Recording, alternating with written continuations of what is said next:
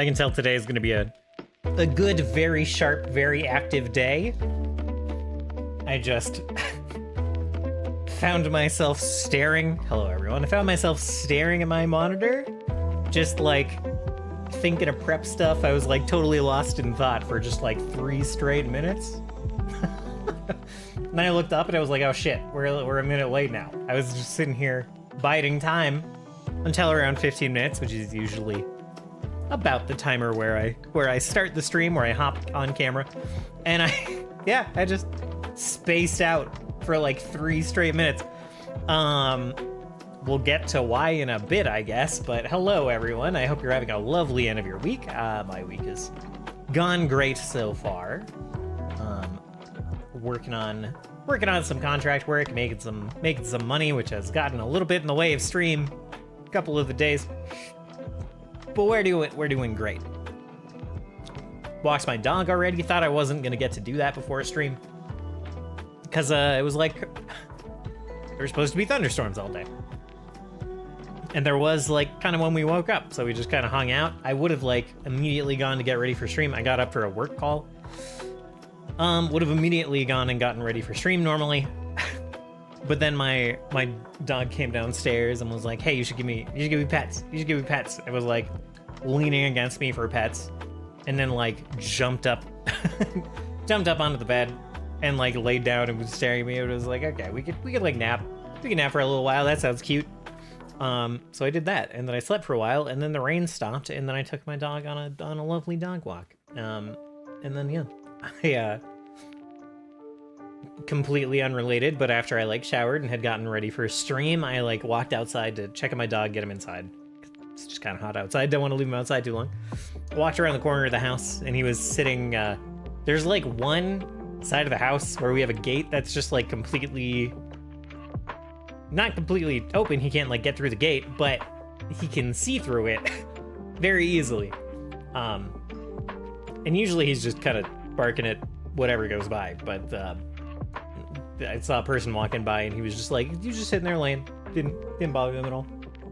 He usually doesn't actually care about people until they turn and try to say something cutesy to him. Like, oh, a cute dog. And then he'll be like, rah, rah, rah, rah, rah. No, I'm not, fuck off.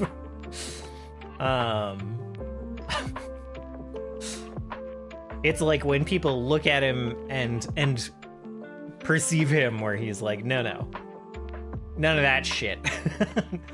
Which is it's tricky getting him to meet new people in a positive context for him. So yeah, I mean, that's pretty much my day so far. I had like a work call and it was fine. It's totally fine. Got a bit of a work project that I've been working on for like a week and a bit. Really, I like keep making a little bit of progress, and then I'm like, wait, I have to kind of like stop and think about this. So I'll just like stop and kind of passively work on it in my head, which it's time I'm not getting paid for, so maybe I should adjust how I do this. But I was, I would like run into a roadblock and then I'd like step away and just passively think about it for a day. But we're getting through it. We're almost done. I could go finish it right now if I wanted to, but I don't want to. I want to do this. I want to be here with you, doing GM prep, which is the plan for tonight. Get it done nice and early, about 24 hours before the session ends. Not even before the session, before the end of the session. But I actually don't think there's that much to do for the next session. I say that. I know what's going to happen at the start of the next session and no idea what's going to happen towards the middle or end of the next session, so that's fun. It could go several different ways, and we'll talk about that too, I guess.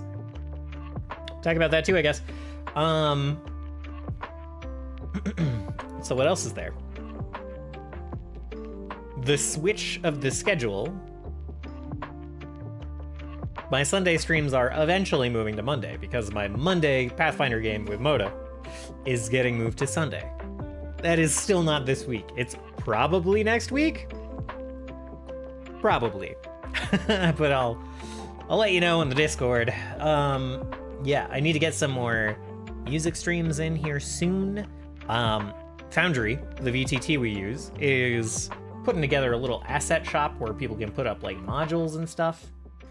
And I'm going to be putting together a music module for that. Trying to, anyway. I haven't messaged them to talk to them about it, but I should.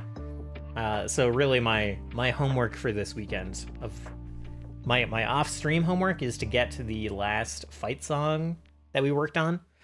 Kind of like mastered a little bit, get it polished up offline, and then send an email to them being like, hey, I have a bunch of music. This is some of it. I'm making this like themed album thing. So, and I would be delighted if I could put together a module and put it on the store. And I don't know how that process works exactly, but we're gonna figure it out. That would be great. I'm eventually also going to, being, really it should be by the end of July, I'm gonna have a kind of a Patreon set up for the music thing. The only complication with that is I want the Patreon to have this album on it, but I don't want to release that.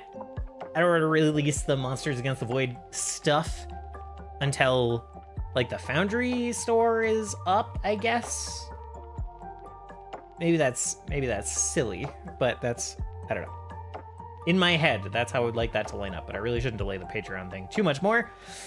I should start building that as soon as possible, because who knows how long this contract work situation is gonna last before it dries up, and I have to scramble to find a job that will pay me stability money while I do this other stuff.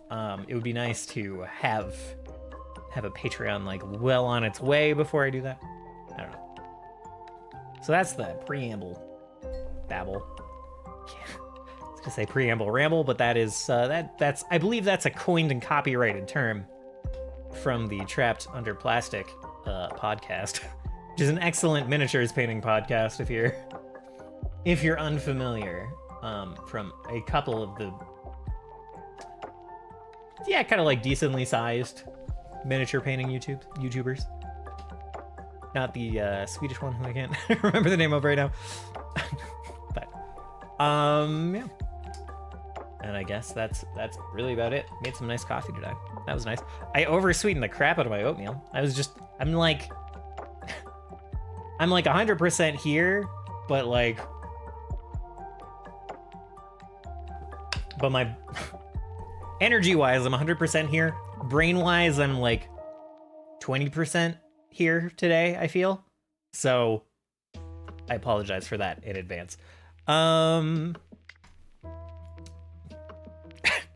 that just led to, I finished this oatmeal.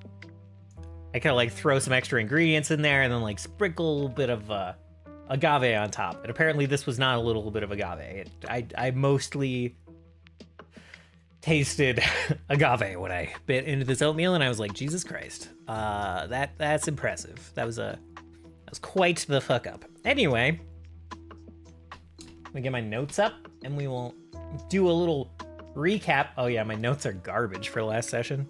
More homework for tonight. So, oops, that's Augustine's character sheet. Well, if any players are here, they're spoiled now. So the recap. What happened last time? What led us here? How did we get here? The players were in the progress of infiltrating this camp of cultists that we're looking at right here. Like a little small camp footprint outside, big tunnel system with all of their camp stuff hidden inside.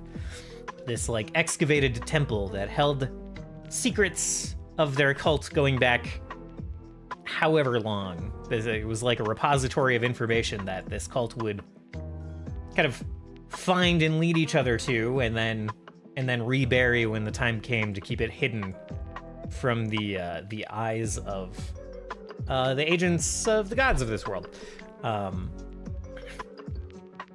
The party was this cult's savior is coming to the world in the form of this traveling star, which they learned the name for it was the unseen seraph by the carvings and writings in this temple.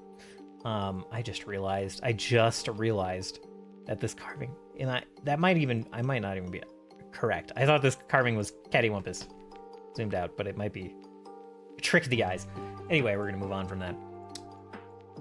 So the party had been infiltrating this cult. They found someone, a missing NPC they were looking for named Luca, a missing dwarf. He was there working on, he was a clockmaker. He was here working on this puzzle box, this time-based puzzle box that the cult had found that is supposed to lead to a fortress called the Arx Sistinium that this cult wants to find and destroy. So the party found Luca at the behest of one of his friends who kind of didn't really hire them to do it. There was no money exchanging hands, but they heard that Luca was missing. Found him here with this cult working on this puzzle box. After following some leads, brought him back to... Basically, they convinced him to come with them. So they went back to Tower Einkred, which is one of the player characters is a dungeon. He doesn't look like a dungeon because he's the avatar of a dungeon, but this is a monstrous campaign, and we are using the Battle Zoo, the roll for combat, kind of like monstrous ancestries for this campaign. Pretty much everyone, yeah. So one of them is a dungeon. Yeah, you can make a portal that goes back to his dungeon. So, briefly brought Luca and a couple of other converted cultists there to have a chat. When they emerged, they sent Luca back. They sent Luca back to avoid any suspicion. After kind of like hauling away all of his research and stuff, they were like, all right, you just go pretend to work on stuff for a while and we'll come back for you when we're done. And the party collected this. Their objective was to find some of these tombs, some of these vaults that they know hold ancient forgotten gods that the main four gods of the world had sealed away. So they were getting this pump mechanism to pump out one of these pools to see if they could release or talk to one of these gods. They found out that one of them was Turkan's god, named Vesgal. So they brought this, he was very concerned. His god was actually supposed to be dead, and he wanted to find out what was going on, why she might be alive in one of these vaults, and if he would have to kill her. But they took this pump over, pumped out one of the pools, and then Steris managed to open up the vault with powers that we covered in the last prep session. With a connection that was covered in the last prep session.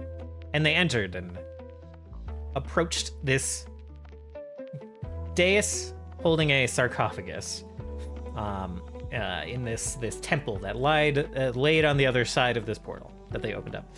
Which brings us to last session. Holy crap, I need to get better at the fast recap into where we are now.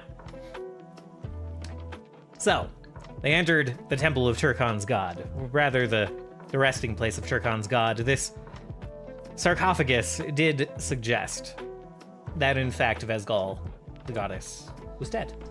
Turkan took his great weapon, which is a Bekta took the hammer side of it. It's like a long pole arm with like a hammer and a spike. Tapped the hammer on this carving of Vesgal that was on top of the sarcophagus, holding like a shield in front of it. And a loud, high-pitched sound kind of rang out, just a metallic ringing rang out through the temple, and a voice came from above them, and the shape of Vesgal appeared above them in the form of stars kind of written on the ceiling of this temple. Very Lion King, as was pointed out to me. So they had a couple of questions for Vesgal. They asked, kind of like, they figured out that Vesgal was in fact dead. They asked what the terms of this deal was that supposedly saved Vesgal's people, and she informed them. I had big flowery descriptions, I had visual storytelling going on in the field in front of the temple, but we won't cover all of that. That worked pretty well, I think. But explained that, like, she and her people, aka the Minotaur and the other Fae who kind of helped, worked under her, they protected these places of power, these sanctuaries that they built around 4 places of power across the land, under the guidance and partnership of the Guardians of the Land specifically, which is like a proper noun name drop that will come up later. That these places of power were attacked first when these gods from beyond the stars arrived 10,000 years ago, the gods that took over the world. She made a deal to protect the people who served under her, from the ravages of their further conquest. And they agreed. They kind of wove that spell using the life force of of Vesgal's godly body, and she sacrificed her life basically for this spell, which saved her people from having to be sealed away or exterminated or any of the other horrible things that happened to some of the other groups of people in the world at the time. She revealed that, like, even though they had these invaders outnumbered, they still stood no chance. These invaders, like, attacked their very senses. And then she said, hold over my memory, which was Turkan. Whatever lies before you, I would grant you a gift to accompany you on the way. And said, hit that shield again with your hammer, but with some feeling this time. And he wheeled up, slammed the hammer down on the shield, and rang out, knocked everyone but Turkan onto their feet, and blessed Turkan's weapon with this glow. I need to go write that. With this glow, it became a +1 weapon, but also, if he is ever flanking anyone, like if this is an enemy in the middle, whoever he's flanking an enemy with, they get cover, essentially. He can guard them even while not in line with them, not actually providing them cover. In this case, Turkan is providing Armis cover because they are flanking Turris. So, yeah. So we got that blessing, as well as another one-time blessing, which I believe you can find on his... Yes, I gave him Vesgal's protection, which I should not have posted to chat, but it's fine. Which basically, once ever, he can use this to negate all negative effects on him, unless they're from an artifact deity or similarly powerful source. And it will also restore all lost hit points and replenish spells, focus points, daily resources, that kind of thing. So kind of a free extra life for Turkan at some point. So with that, knowing that Vesgal was dead, nothing more needed to be done, nothing more could be gained. They departed after getting some more, some information from them. They got a little bit of extra information about this War Naga. She described this War Naga in a way that was reminiscent of the way another being was described. Described this War Naga as, like, not exactly a being of war, but a being of the cleansing fire that clears away the undergrowth of the forest to allow new life to grow. And the party was like, so this War Naga's like good. They have good intentions. They provide a good thing to the world. And Vesgal was like, that would prescribe more intent to the fire's burning than I think the fire is aware of, is basically what she said. And the party was like, oh, okay, well, okay, that's, all right. The fire does not burn to be benevolent. The fire burns because it must burn.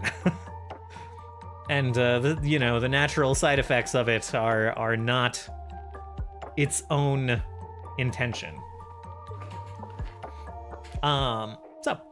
So they left that vault after getting this information from Vesgal,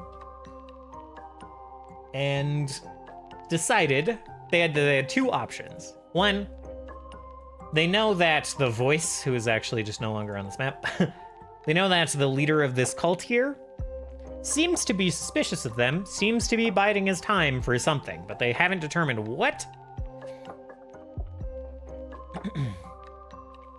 So they were like, we have two options. We can try to go let another god out. And Turris was like, I would very much like to let out this god of truth. I think that would be, their lies being spread, I think that would be helpful to us to let out this god of truth. And Isha knows that this god of truth is actually that's just a misinterpretation. And that Anna, this god of truth, is actually a god of riddles.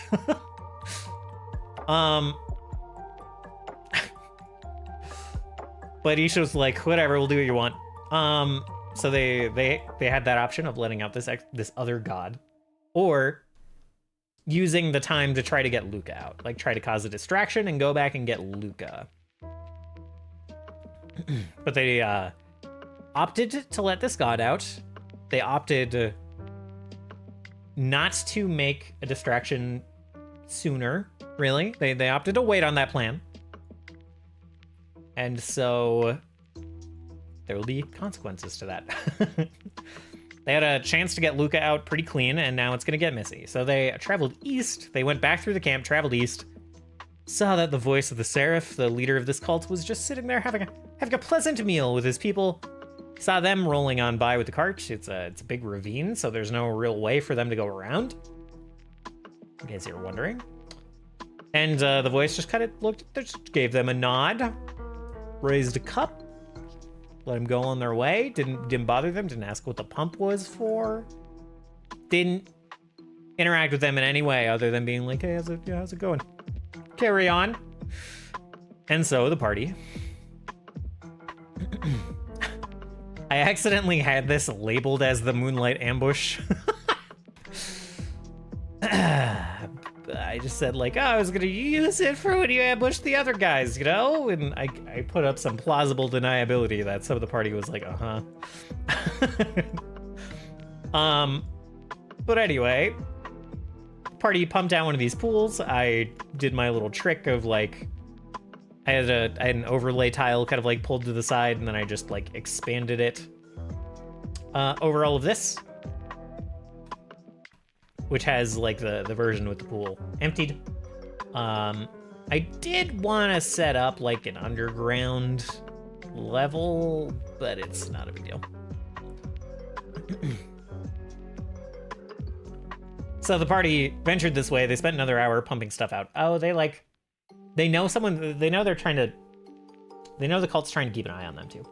Because they found this scout waiting for them to come out of Vesgal's vault, caught him, convinced him to run away instead. They were like, maybe we just eat this guy. But they convinced him to run, and he ran away. And so the party's like, okay, that's that taken care of, but they're gonna know that this guy's missing now. So there's that. Hello, Illman, how are you doing? Welcome in. They also, Turkon's friend, blood brother, fated rival, Batsarig, they ran into him. He was like bringing those religious experts to the camp, and they hadn't met in quite a while, but apparently Batsarig is working for this cult in some way, some fashion. They had a brief exchange where Batsarig excitedly was like, you are here. That is good news. You've also heard Vesgal's call. We'll work together. We'll fight together to bring her back, to release her and free the world of the influence of the four, of the great gods that had kind of like invaded and taken over. And Turkon was like, yep, you got it, buddy. Batsarig came back this session, found them, and was like, what in God's name are you doing? What in the name of the God? What in...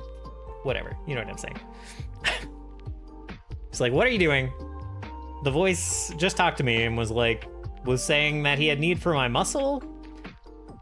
Seemed to be waiting for something. Seemed to be very suspicious of you guys. What are you doing? And Turkon was like, well...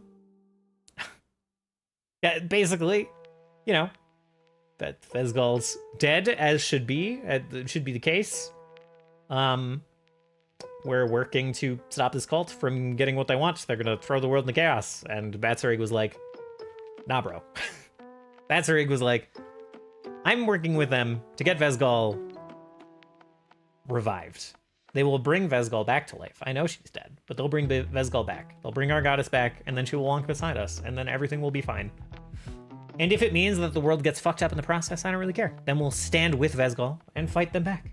And everyone was like, that's a really bad idea, but I respect it, pretty much. So they let him go. Batsarig went on his way. He's like, clearly, we disagree on this. If you will not fight with me, then we will be enemies, but not today. I will not stand in front of you today. And he left. He left the canyon. Did not go back to the camp to rejoin the voice. So, party knows that he's potentially going to be a problem in the future. Anyway, as I said, they came here, pumped out another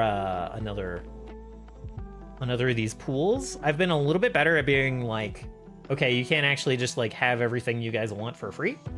So like, give me some crafting checks. How are you making sure that this thing stays working?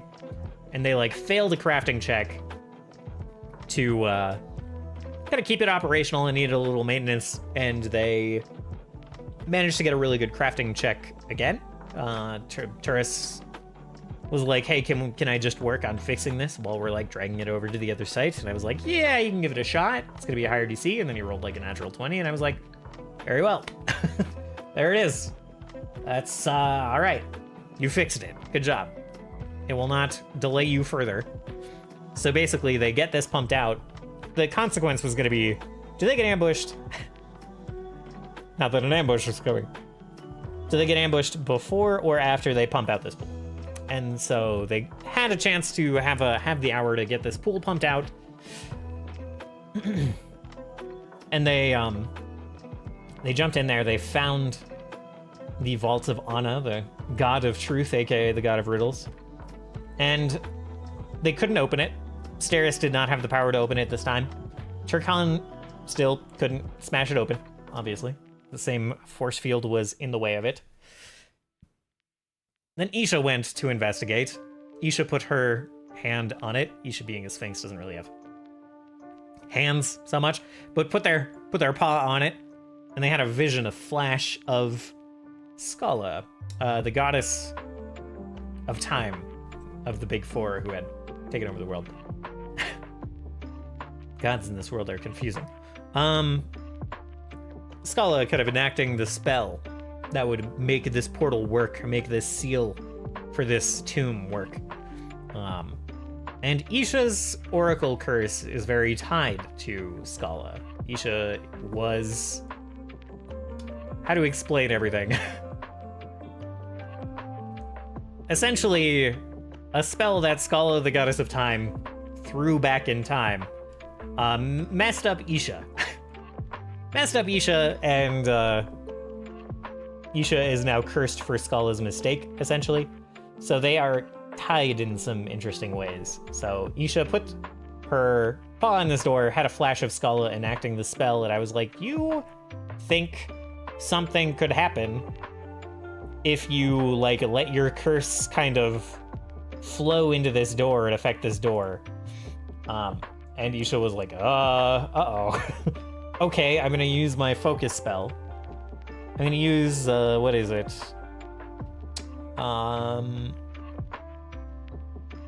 Like temporal distortion, I think. I'm gonna use temporal distortion to interact with this weird time field that I've tapped into.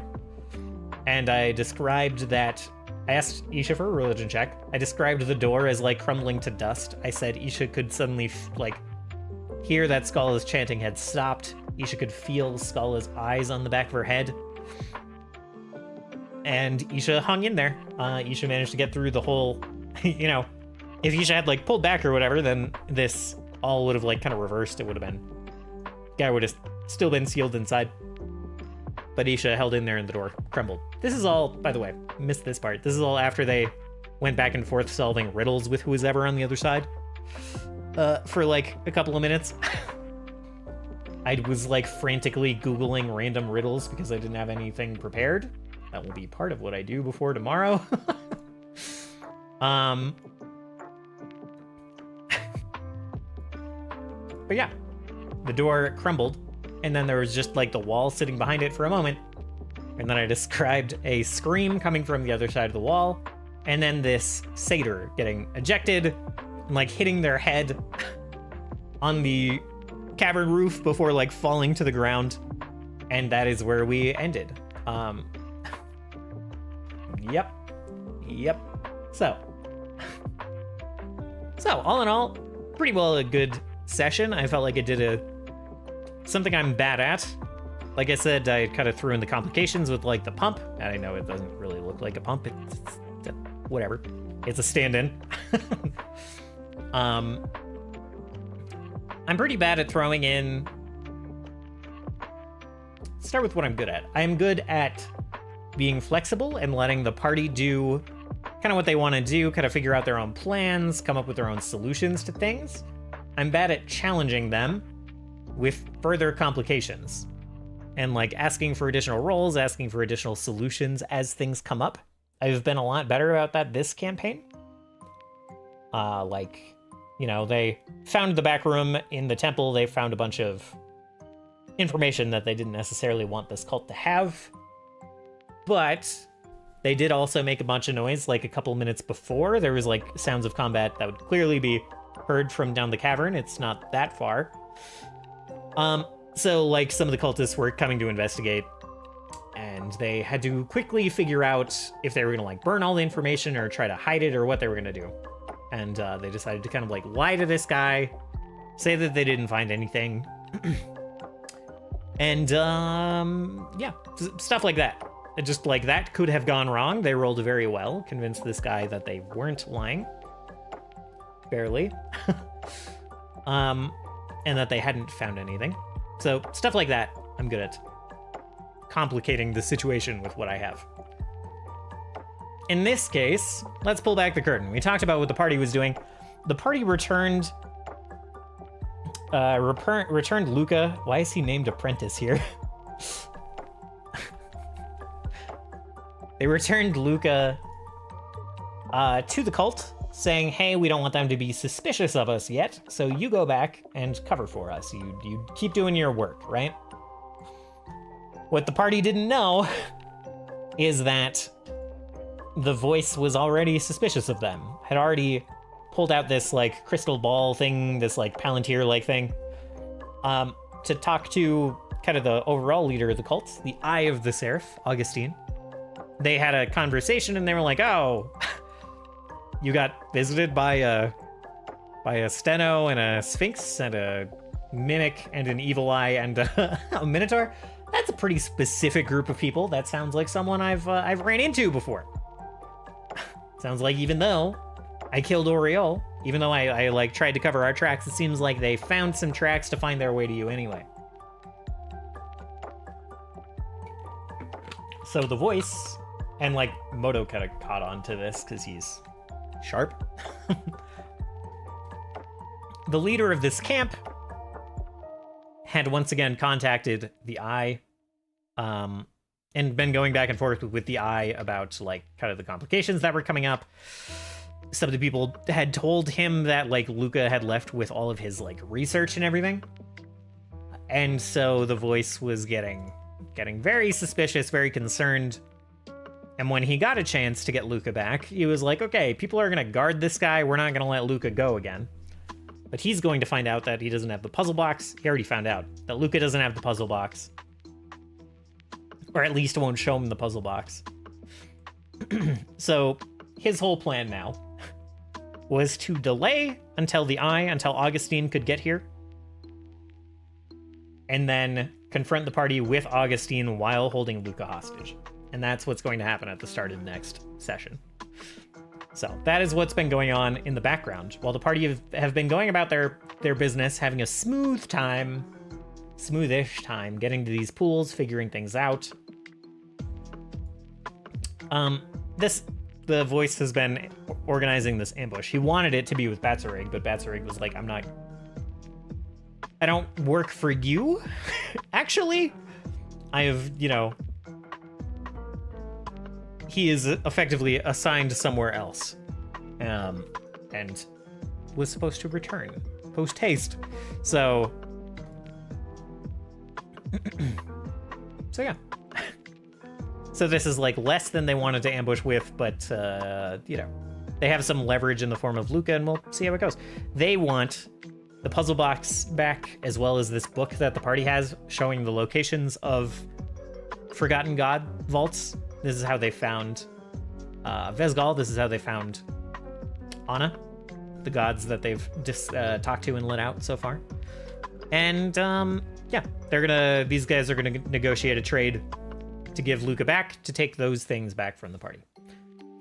It's become pretty clear that the party has both of these things.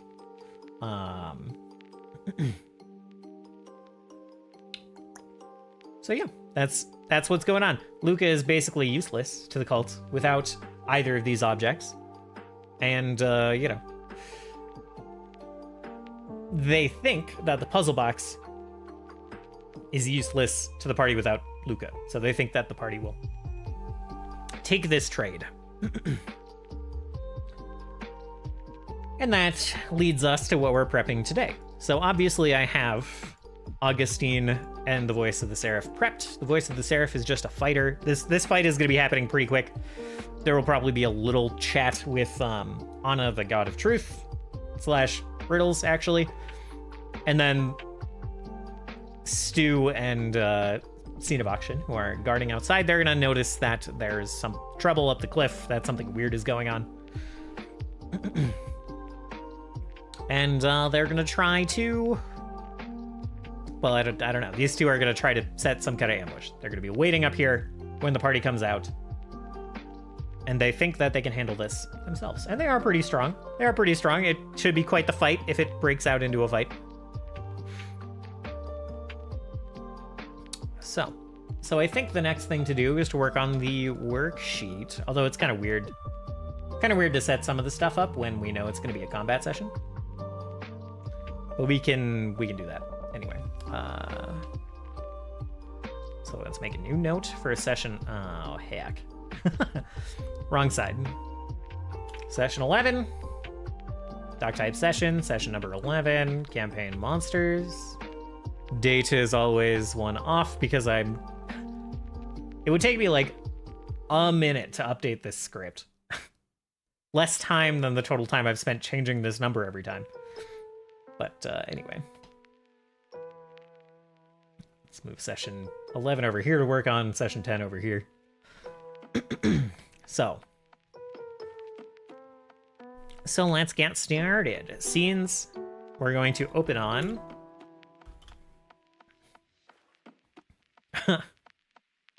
Open on Anna being launched from his prison. Satyr, tall, lanky.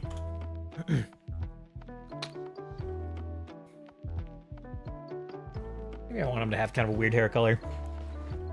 He's definitely like kind of an interesting individual bit. Pompous, not pompous isn't even the right word. Very cocky.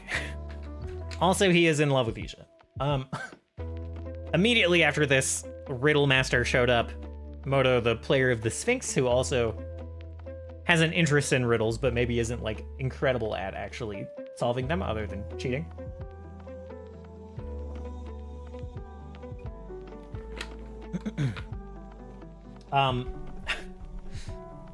This god of riddles basically loves that Isha is always like down to solve riddles, even though they didn't get along very well as people, probably.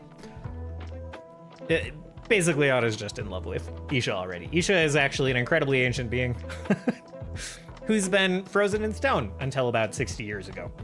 So that's what's going on there.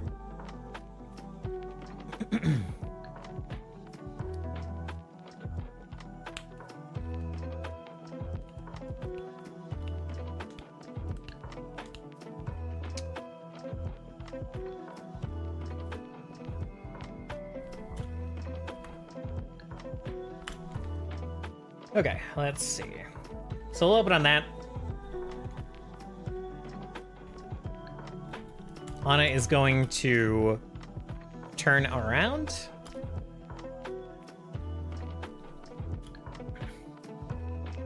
Recognize Isha after a moment. And go into a love struck. Tirade.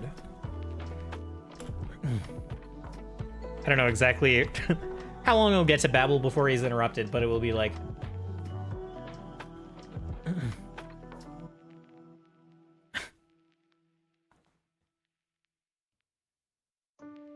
I don't know. He's going to go into a rant about like how great Isha is. He's going to kind of reveal Isha's full name. And then give some kind of riddle that where the answer is like a heart or something.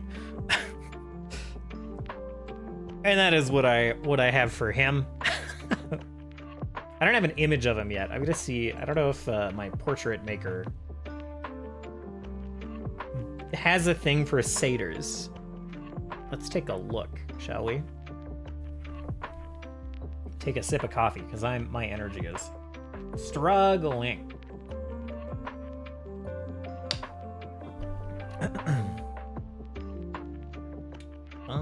Human, bird, cat, dwarf, elf, fairy, gnome, half devil, half elf, half orc, halfling, orc, reptile.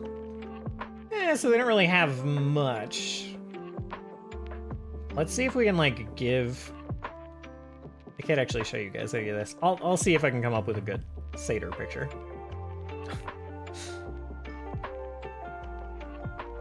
Fairies are tricky in this app. Good thing I'm learning how to draw, right? Slowly, very slowly. Okay. So I'll come up with a portrait for him. Try to anyway.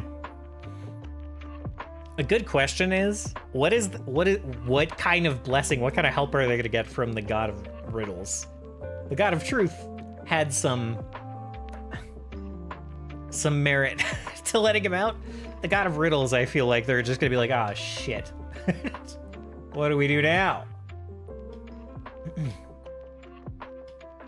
We'll see if that's the case. But riddles are... The whole idea, the whole reason they got it confused are like, riddles are a way to reveal the truth, right? In a fashion. I can't believe I made a fucking god of riddles. I can't believe I have to come up with riddles for shit. They're gonna ask questions and he's gonna be like, I can't give you answers. I have to give you word vomit that will lead you to the answer. I have to make you, you know, come up with the answer as an answer to a riddle.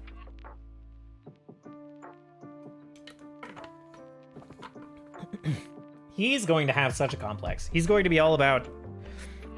He's going to think that he's all about elevating people in their intellects and making them sharper minds and revealing new perspectives on the world, and he's going to think a lot of himself.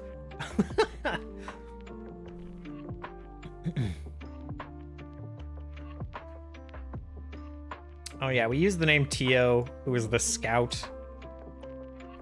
So I gotta come up with new, whatever. I'll work on the scratch paper later. This is where all the riddles are gonna be. It's on the scratch paper. Okay. So he's gonna say something like,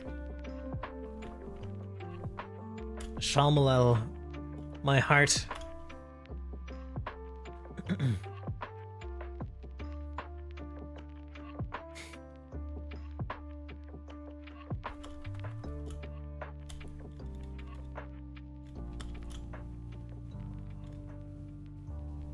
Maybe not my heart.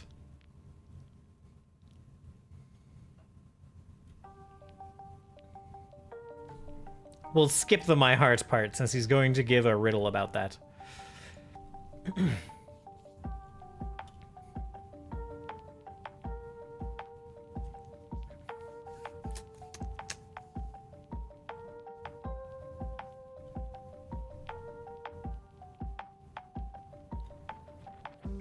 I need to set aside time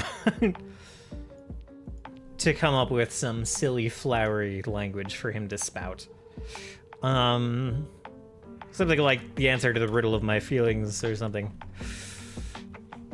And I'll come up with more later. That's all fine. We'll put an and so on there for now. I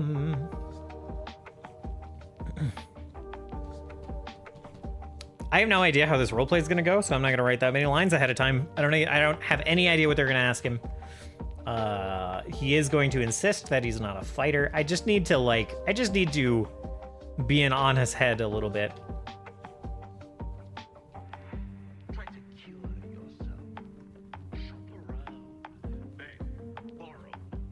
But he will not be entirely useless if a fight breaks out. He might, I think it would be very funny if he were to cast some kind of, like, crowd control spell on one of the ambushers. And they just, like, disappear or, like, get stunned for a minute and they just, like, stare off into space. And then they shake it off and they come back to reality and they're like, monkey! Fucking monkey! To, like, call back to the riddle that he told the party last week. The last riddle on the door was in common and it was like, what? What is a key that doesn't open any doors or something like that? And the answer was monkey. And the party was like, well, they gave a couple of, like, music answers. Like, piano keys or, like, C sharp. And he started to, like, scratch out the riddle, giving up on it. And then Isha provided monkey. And the party was suitably mad, and so will this person, who gets the CC spell cast upon them. So,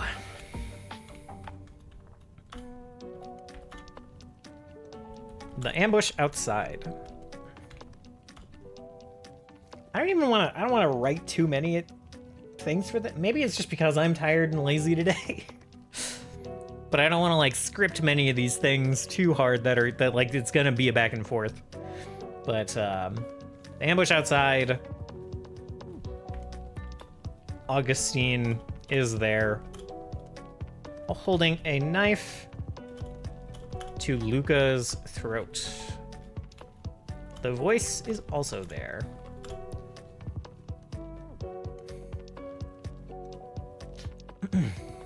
Let's see.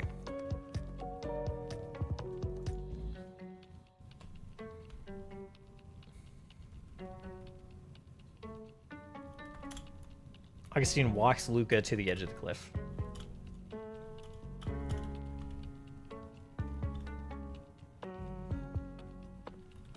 Holds a knife to Luca's throat.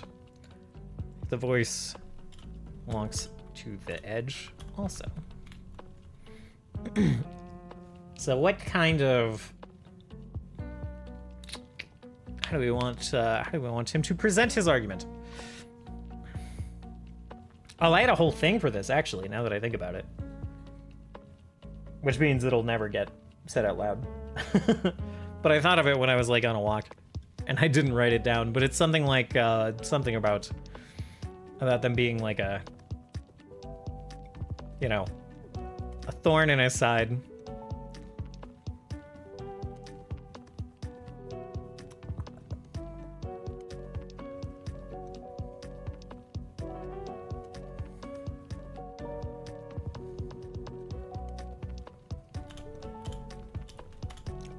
I think it was something like, I hear you have been, you have continued. Let's see.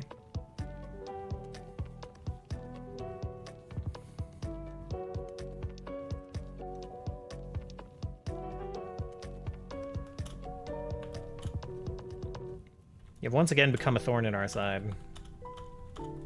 They don't know, by the way. They don't have it hard confirmed that Augustine is the eye. So it was a little tempting not to... It's a little tempting not to bring in Augustine here and let them go, like, chase down that lead on their own. But they've been causing enough trouble. I set up this, like, communication method. It just doesn't make sense not to bring him in. He's close enough to get here and help deal with this.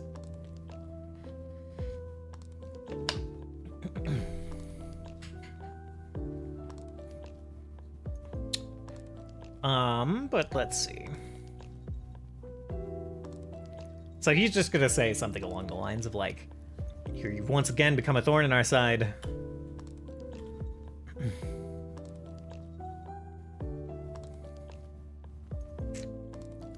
And then I had like a more flowery version of like,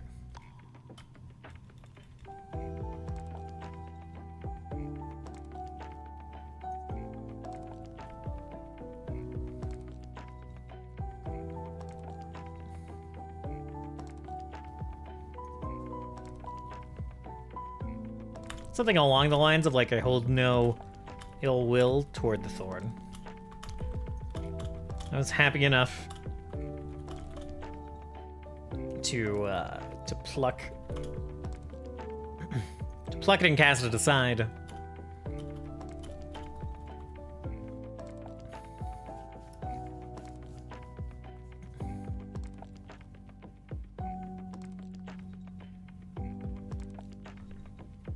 Maybe we'll say normally.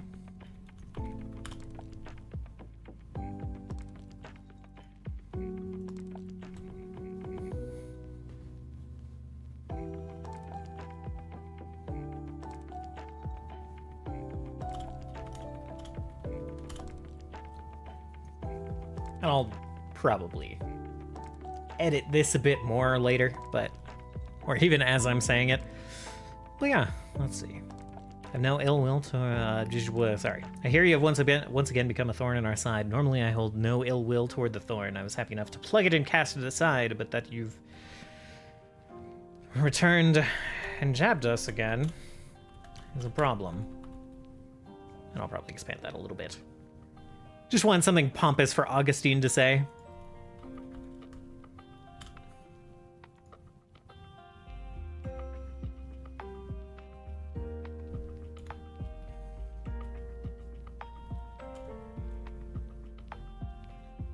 And then the voice will take over from there.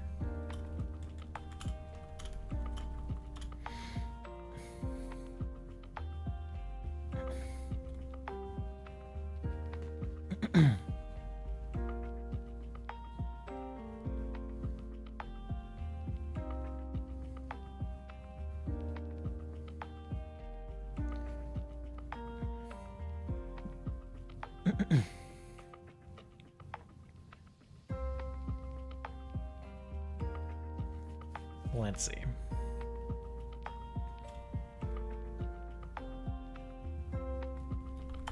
Something like, but we need not find a fire for the thorn yet.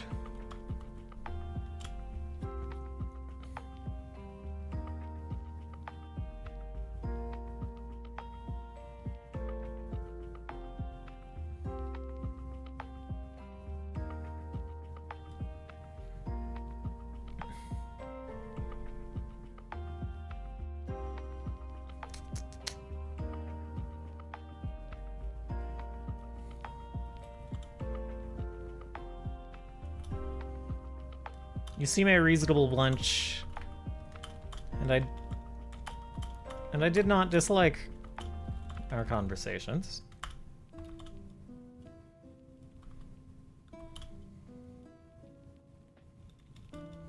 So something here's the plan.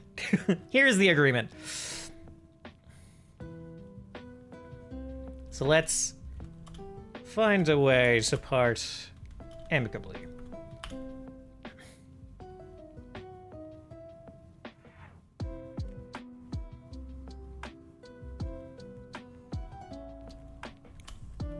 Because skills are useful. The things you've taken are of greater interest. We'll just do greater interest.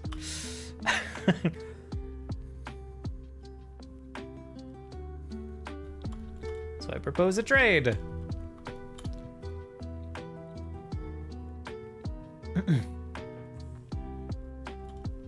You lot take Luca and walk away from here unharassed.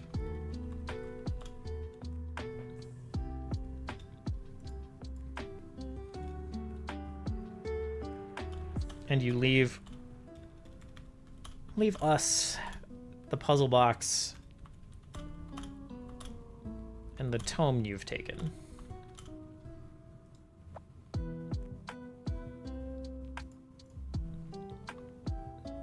Unharassed is spelled perfectly. What are you talking about, Obsidian? What are you doing? And then from there, this could go 7 million different ways. So that's as far as I'm gonna take it. So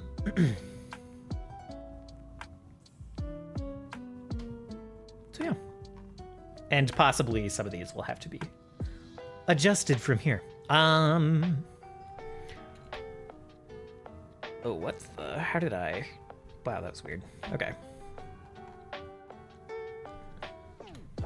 2. After the fight, if the party sticks around or tries to eat Augustine,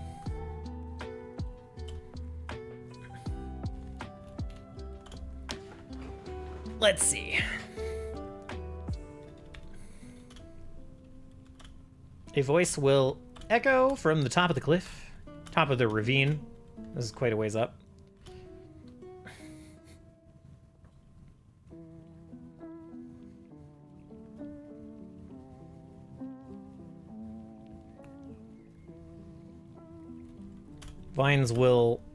Dark vines will wrap around Augustine and start to lift him into the air.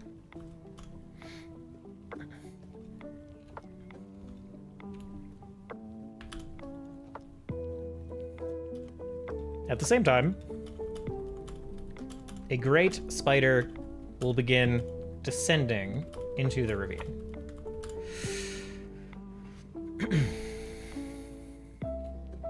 Here we have a description that will match a player character from a previous campaign.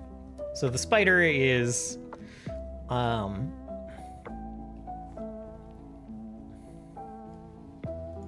great black spider will begin descending into the ravine.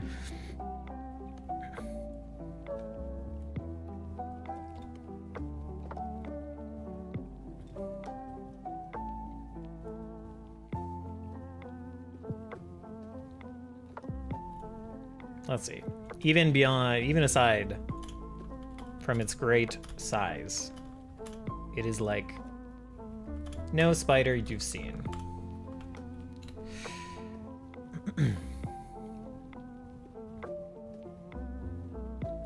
Black, gnarled horns sprout from its head and curl back over its bulbous body.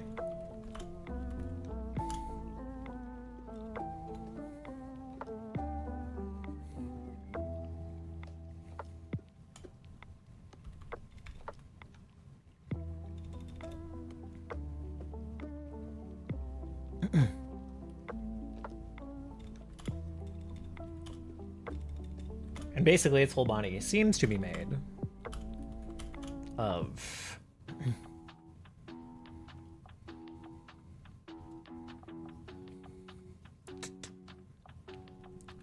chipped, blackened bark.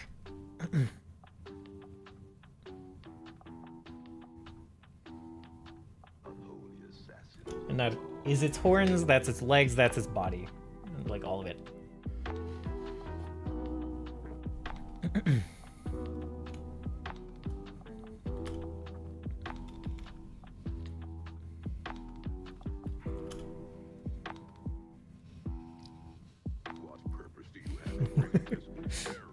Sleepy dog.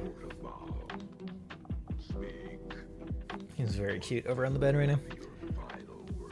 When its front leg hits the ground, its whole form will shift.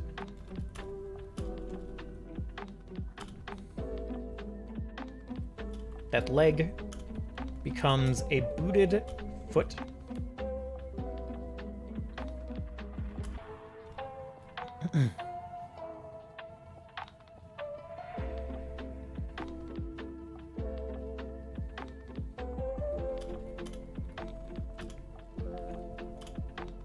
Spider's immense form seems to shrink and fold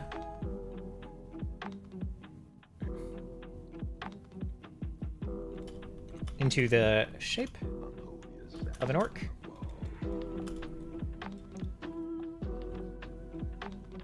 Let's see. Let's start it with human into a humanoid shape.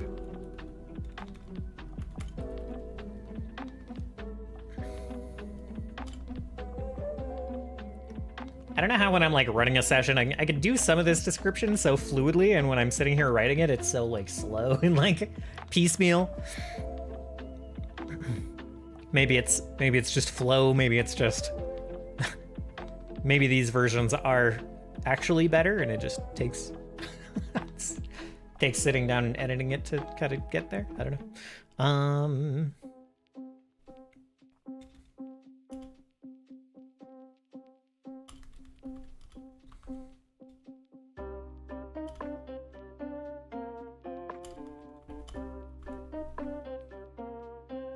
One later, you can see that it doesn't work.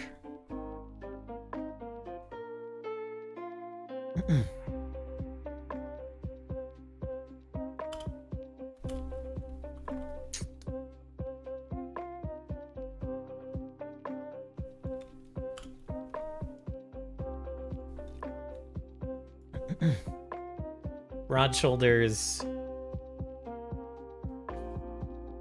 thick limbs. I don't know, but I don't know.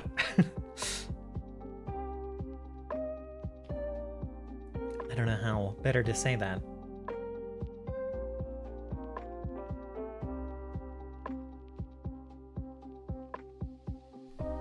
Let's say broad shoulders, 30 limbs.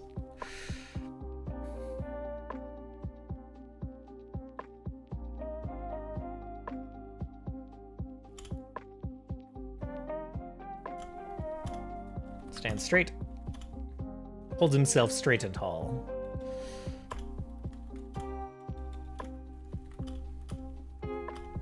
As he approaches.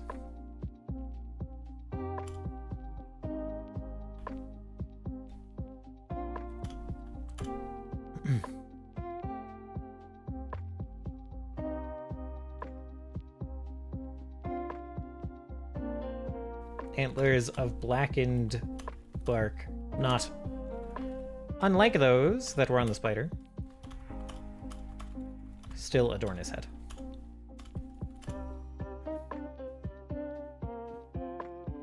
And then again, the roleplay here could go 7 million ways, but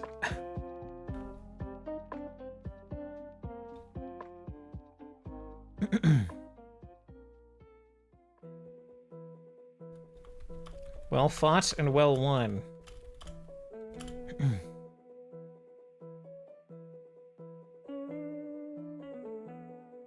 Well, that one still has a part to play, and I can't let him be removed from the board just yet.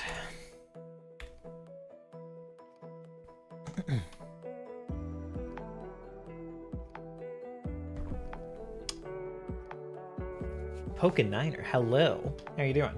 Welcome in. Greetings. Okay, that's enough kind of scripting of this. I don't think we'll get much farther before variation kicks in pretty handedly. If they try to fight this guy, it's going to go poorly. He's not going to be interested in fighting them so much. He's going to be... He'll, like, essentially keep them busy. He will fight them as much as is needed, which probably means I need to make a character sheet. For his companion, his compatriot at the top of the cliff to get this body out of here. And it's possible none of this happens. It's possible they're just like, yeah, we'll make the deal, and then they like go back to the camp. A fight here might not happen at all. I don't know. We'll see. So we gotta stay a little bit flexible. It's going well. Just finished a homebrew project of mine. Very nice. Very nice. How's that going? Like, is this homebrew like world, homebrew adventure? What do you got going on?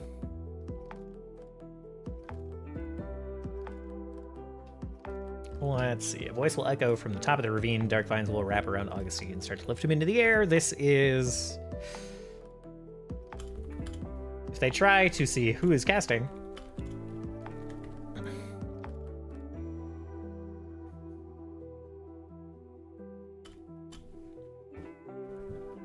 A high perception check. I'll do some looking at DCs and stuff. Josie.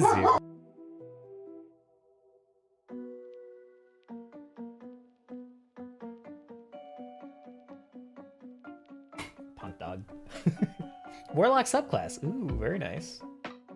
Was actually hoping to get some thoughts on it if you'd be gracious enough. I am happy to try. I'm not in a big aficionado of like the player side D&D 5e stuff. I will admit, but I'll definitely give my thoughts.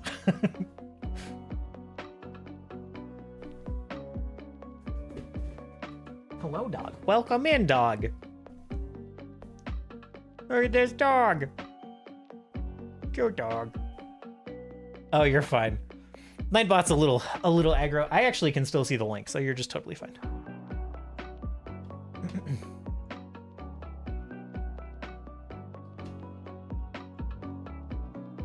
Oh my, is this home brewery? Natural Bridge. I've not seen this site. This looks pretty good. It's a pretty well rendered warning. It's rendering badly because the website's built for Chrome. Sure, it looks fine. Silly website.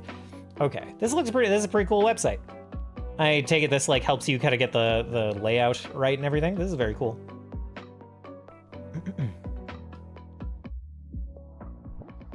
Oh, is there actually a problem? Firefox formatting? Does it actually like look incorrect?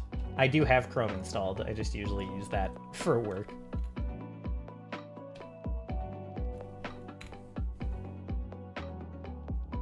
Oh, it looks... yeah, there are some issues here. Okay, I'll switch to Chrome. No problem. Yeah, that was really weird. It was like changing the color of this table and everything. That's kind of funny. Okay. Chrome and Firefox look different. Yeah, that was pretty significant once I looked at it a bit. Otherworldly patron the scaled. Okay. With an ancient creature. I probably won't read through, you know, the whole PDF straight through, but serve them in their horn. Okay. Oh, so this is like using dragons as a patron. I think okay. That's a cool idea. I like that idea. I've seen it come up a couple of times. I think Pointy Hat did a similar thing a while ago that I saw. It's very cool. Dragon's Breath, yeah. Burning Hands makes sense. Chromatic Orb. Chromatic Orb is interesting.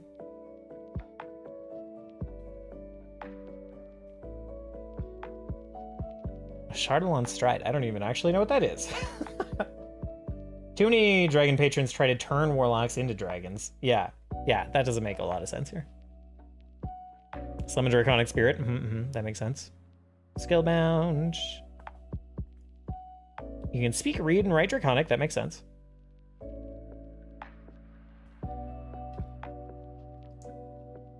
The damage type associated with each dragon is used by features you gain later. Okay. That makes sense. Oh, Draconic Desires table. Okay. So that kind of decides like what your patron cares about, what they want. Horde collectors. Yeah, that makes a ton of sense.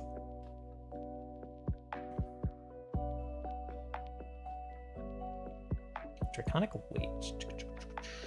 Pact Magic is enhanced by the force wielded by dragon kind. When you cast a spell using a Warlock spell slot or your Mystic Arcanum, you can deal additional damage of the type chosen in your Scalebound feature. Okay. For one of the rolls. The additional damage equals your Charisma modifier. Minimum +1. Cool. Again, balance-wise, I have no idea. It's cool, though. I dig it. One looks for items of great value or importance amid the material plane. You can cast the Identify spell at will on any object. That's wild. That's very strong. That's cool. That's very cool. When you attune to an item, you become aware of if it is cursed, and can choose to avoid attuning to the item before the curse affects you.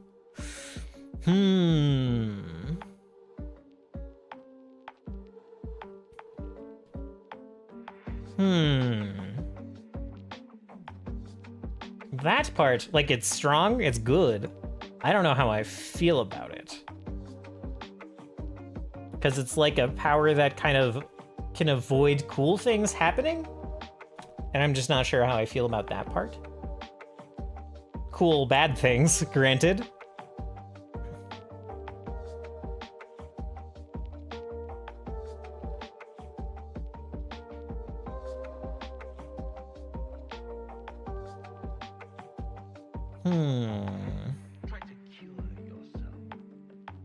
You don't know the curse, just that it is. So you can take a gamble that it's not bad.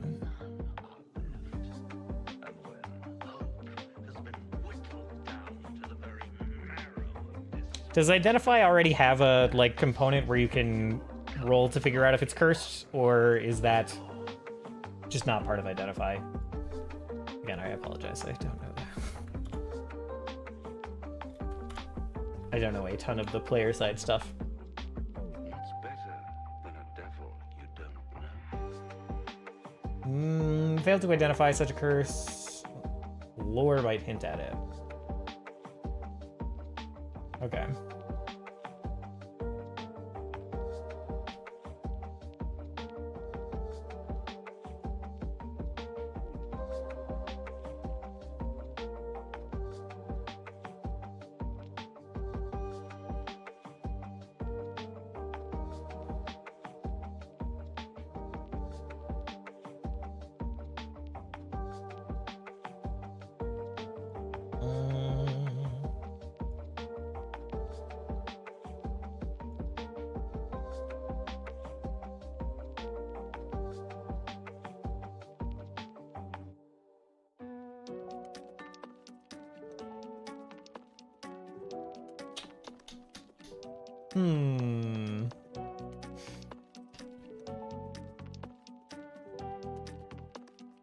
I would say give it a, like, aside from just knowing that it's cursed, maybe, like, give it a roll, or give it a chance to, like, give you a save to, like, avoid a curse, or to, like, take off an item in time before you get cursed or something. Like a, you know, some kind of danger sense for cursed items. Something a little more exciting than like the perfect information of this item is cursed or not cursed, in my opinion.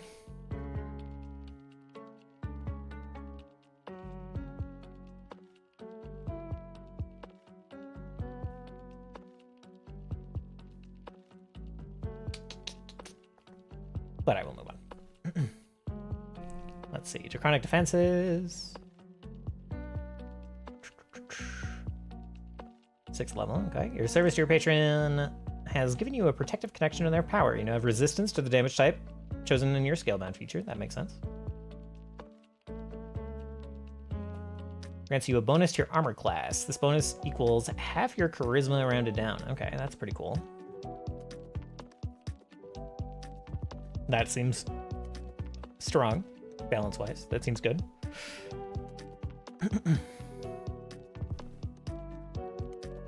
10th level, Serpent's Siphon. Ooh, that sounds cool. Your continued service to your patron has solidified their trust to grant you greater control of their power. Oh, it augments Draconic weight. Okay. Warlock level plus your charisma modifier. That's quite a bit. Okay. Cool, cool.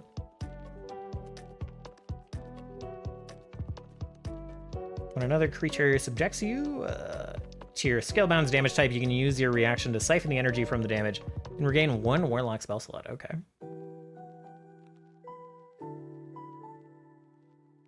Can I use it again until you finished a short rest? Okay. I dig that. Okay. Hoarded Haven. You can change the terrain in a 60-foot radius surrounding you into a visage of your patron's lair. That's cool. Joins initiative with an initiative roll of 20. Uses your warlock spell saving DC for its effects and lasts for 1 minute. Or until you're incapacitated. Are dominating presence by nature, causing conflict between multiples of them. If there is another lair present, you must make a charisma check to contest against the lair owner's charisma check. Oh, this goes on quite a bit. Oh, I see. And then it's going to have effects. Wow. Okay. The loser cannot use their lair actions that turn, and you can retry the contest on both lairs next turn. While you're within the lair's radius, you gain the following benefits: blindsight and true sight, immunity to your scale down's damage type. Makes sense. Gain a bonus to your armor class equal to your full charisma modifier instead of half. Okay, doubles the bonus. Okay. I'm going to use your reaction to use one of the following actions on the lair's turn. Each creature in the radius, except you, must succeed a dexterity saving throw. On a failure, they take 66. Okay. I like that it's a bit risky to use since it does affect your allies. Draconic Fate, you engulf creatures with sparks of your patron's power. Each creature in the radius except you must make succeed. I don't know that I understand Draconic Fate exactly.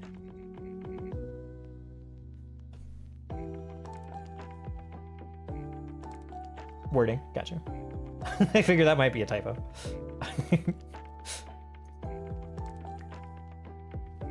Oh, wait. Oh, I understand. It keeps... Okay, okay. I do also... I'm getting it now. I see what you're saying now, at least. The, like... There's no bullet here, but my brain... I'm a little tired today. My brain was like, oh, bold word. This is a dick. Okay, but it's just succeed a saving throw. On a failure, the creature takes an additional 1d6 of your scale bounds damage type when they take damage until the end of your next turn. Okay. Okay. All right. I see. So it's like added damage on each of the creatures for any damage they take for the whole turn. Can't use it again until a long rest. Okay. Ooh. Excuse me. That is a very cool idea. I like the idea of a player kind of like injecting a lair into the situation. What's lair owner's charisma check? Okay.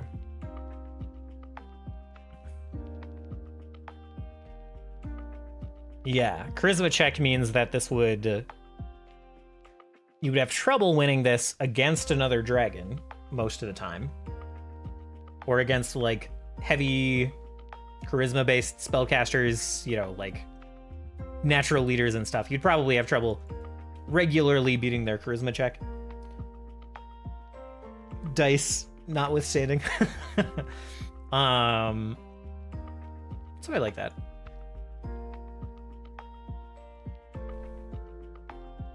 It's definitely like a big bonus when you do succeed in a lair. So that's cool. That's very cool. I like that idea a lot. Okay.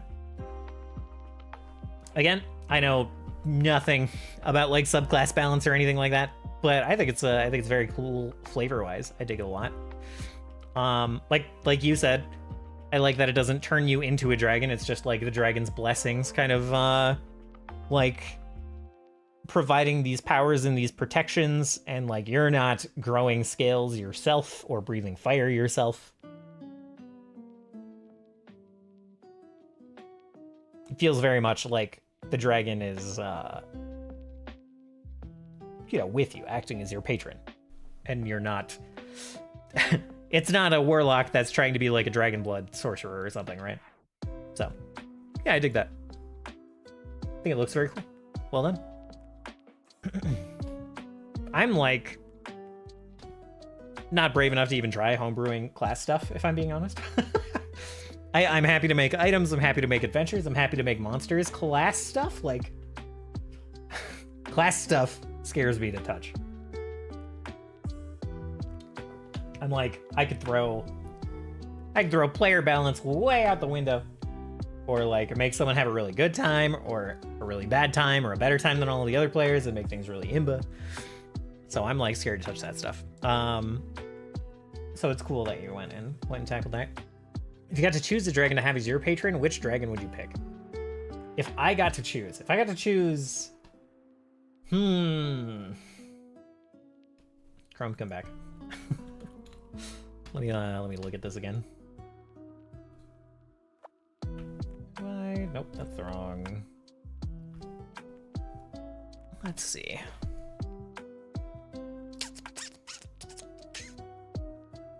Look at the desires too. Right.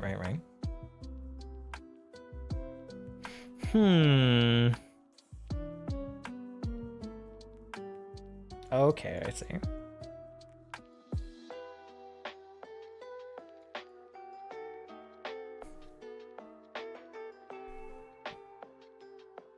I think Gold Dragon could be fun. I do not like IRL. I wouldn't want to be be the warlock of a Gold Dragon. But in a game, I think it would be very cool to be like, okay, they want like historical trinkets, things that might not necessarily even have value to other people, but they, you know, would lead you to unique historical things. That aligns well with what I like in D&D. I like discovering random things about the world and like deep lore and stuff. I enjoy that. So that's a big one. So similarly, Sapphire could be fun.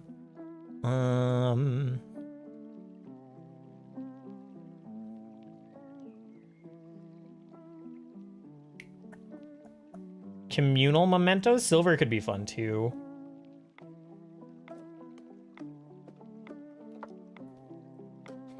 Communal mementos and portrayal artistry.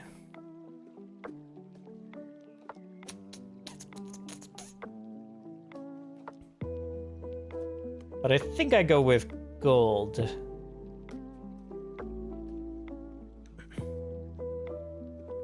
And I have so many random D&D editions in my head, I don't even know if metallic dragons are still like default evil in 5e, which is a silly thing not to know, but just a thing I know I don't know. But I think I would maybe make that decision regardless. Oh, it's yeah, right. Metallic dragons are good, and chromatic are bad. That's right.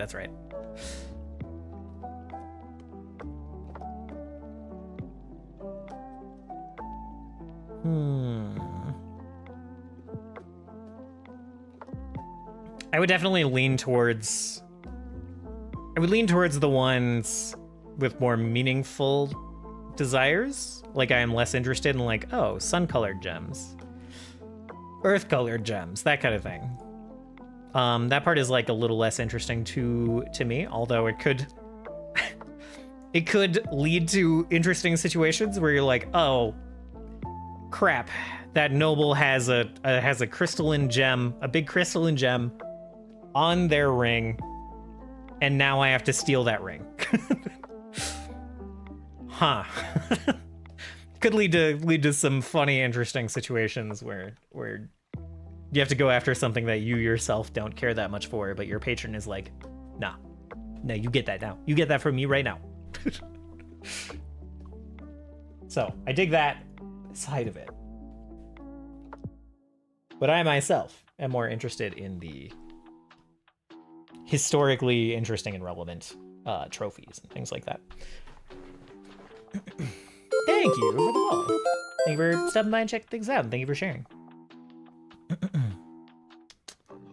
Okay, so we got this scene that we've been cooking on, this after the fight scene where Augustine gets saved by the mysterious horned orc. And then these other scenes, I think I just copy wholesale. Because reuniting with Nahia and Katoda could happen at any time. And they could sleep at any time, and Stairs could have the stream. So there's that. We'll grab the secrets and clues and read through all of those, see if any of those need to be changed. Number 1, the Arxistinium is in Temel is still relevant. The Unshackled have an independent military cell. The Partisans of the Chosen Path still relevant. Are they gonna I don't know if they're gonna whatever would run into information about that here, but it's fine to keep in if they find any more. They've gone a couple of sessions without looking into rumors, looking at ancillary information.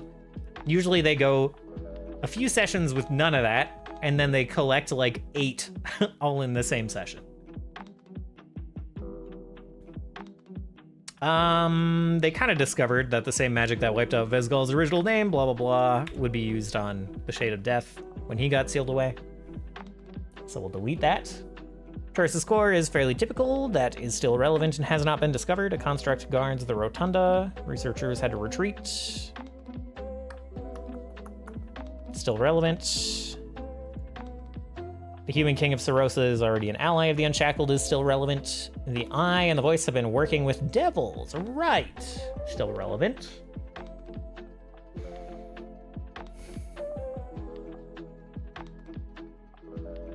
I need to put a couple things on the Eye and the Voice's inventory. I need to put the Palantir-like devices on there. The World's Mana, whatever, is still shackled by the lane line nexuses, still relevant. And could still come up in the near-ish future. Augustine the Eye got some fellow pardoned and has been sending them on tasks. That could come up. I might just put that as loot on Augustine's body. Yeah. A hooded steno and an orc with antlers. This is just probably literally gonna happen.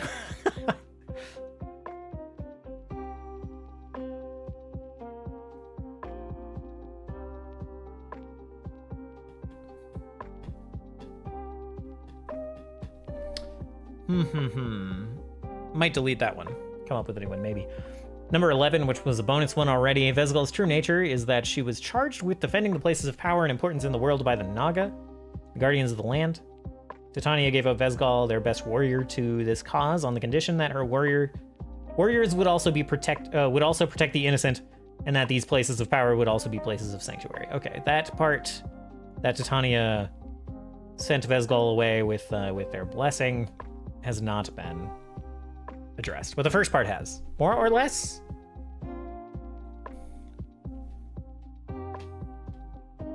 I'm gonna DM one of the players.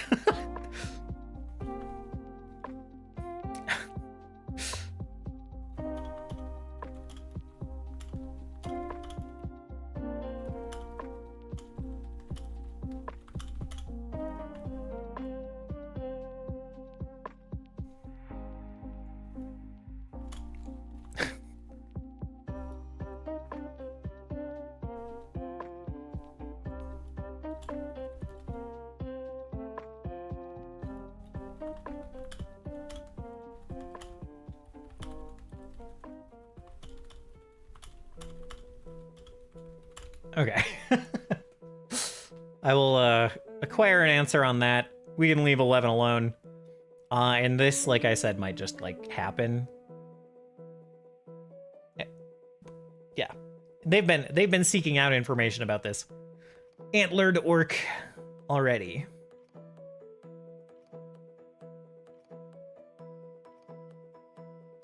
So I think I can just delete this one.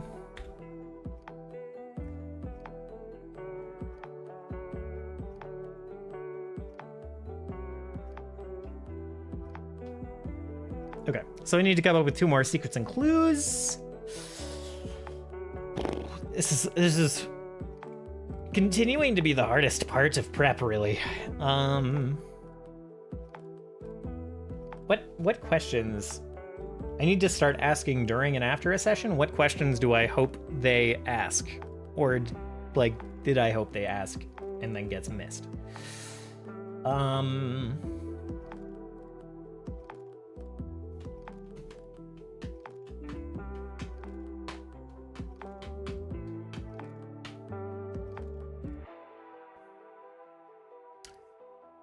One of them is just that they missed that the hands that suffocated Oriole were medium humanoid hands, and that a large minotaur would have left much bigger bruises. But I don't know where that would come up. They have to like review their own evidence for that. And that these secrets and clues are supposed to just come up anywhere, looking at some random document or mural or what have you, doing random research.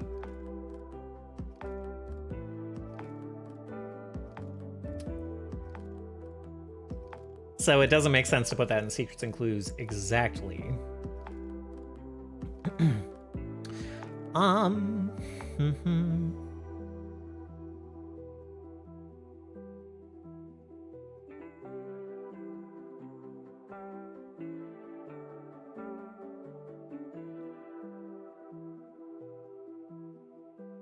Yeah.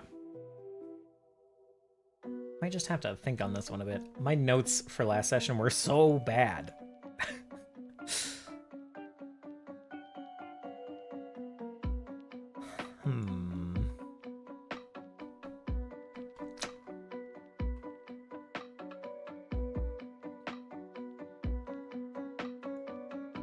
Let's see.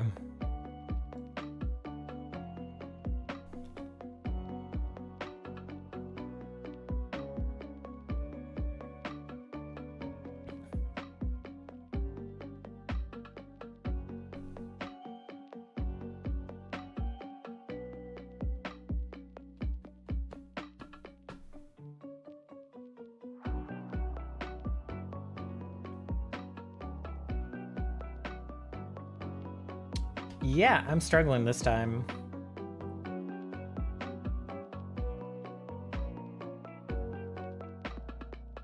Nothing with a scout.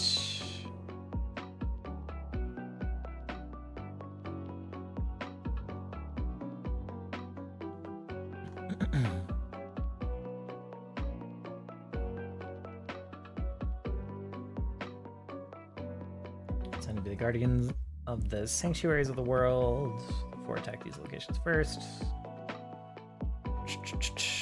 Okay. I could throw something in here like a fauna. Another goddess that was introduced in a different campaign. Like a fauna could bring the spark of life back to Vesgal's corpse. Revive the goddess. How's this stuff been going? Hello, Hungry Kobold. It's been going well. Been going well. I've gotten through, you know, a decent chunk of the textual prep.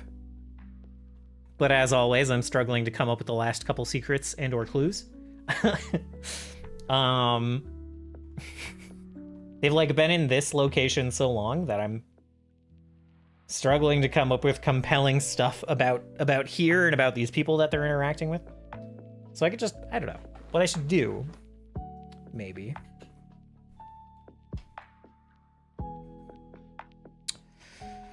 I could look into the list of like gods I gave them that are kind of buried in these vaults.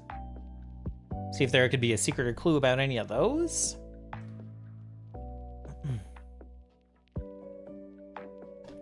Let's see. My party I'm playing in is the exact opposite. We never stop moving. This has been they've been in the same location for 3 days, which is technically quite a bit for this campaign. In game, it's only lasted like 5 days total. So most of the time they've been together, they've been investigating this cult that they've kind of infiltrated.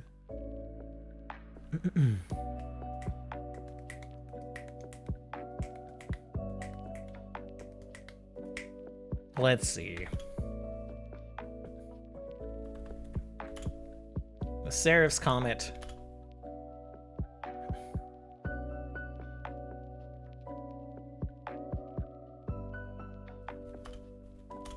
Will arrive before 3 nights pass. We'll throw that in there.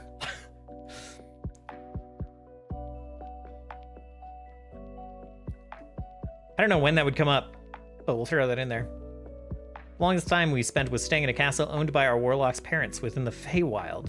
And that was mainly because of downtime. Yeah, that's fair. This has been very active, like, game time. They've spent like 5 sessions here.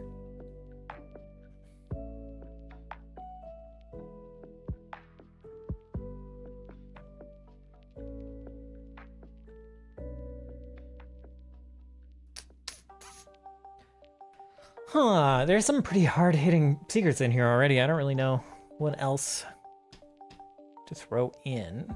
Let me see. Let me go to my pinned information here.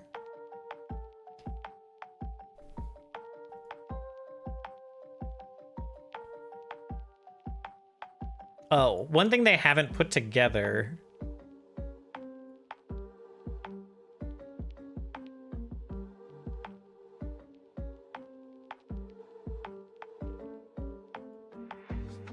Yeah, okay, let's see. One thing they kind of have the information that would tell them this, but they haven't actually put it together, is that the rotunda contains the more dangerous... seems to... I don't know. The rotunda contains the more dangerous gods that have been sealed away.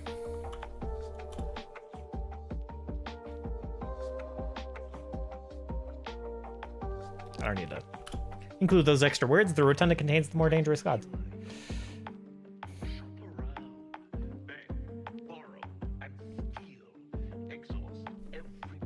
The ones under the pools are largely considered... what's the right word? Benign?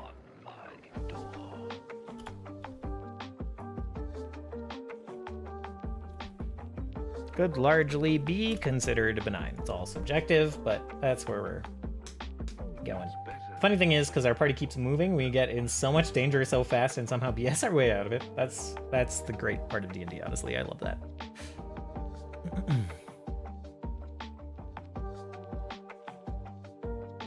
Let's see.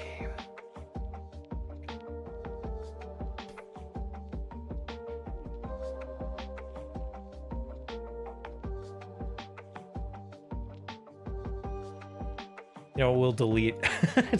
Now that I've directly DM'd a player about this and asked, we'll just delete this part.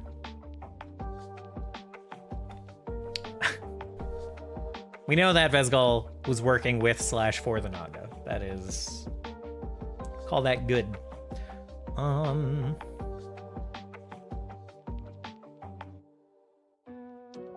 Another thing I need to come up with is the name of the War Naga. Okay, so I think it's time for me to take a break. I think I'm gonna run upstairs, stretch my legs a little bit, and when we come back, we'll spend a little bit of time kind of working on this. Oh, my game timed out. Spend a little bit of time working on this, the loot for these bosses. We're mostly done with the bosses. I leveled up the cleric one, so I'm gonna need to give him the next level of spells. So figure that out too, I guess. But we mostly have to seed a little bit of loot on them, and then we'll call it good for the day. It's not gonna be a super long stream today, but we'll get in like another hour of prep or so, I think, tying things up for this fight that's gonna happen tomorrow.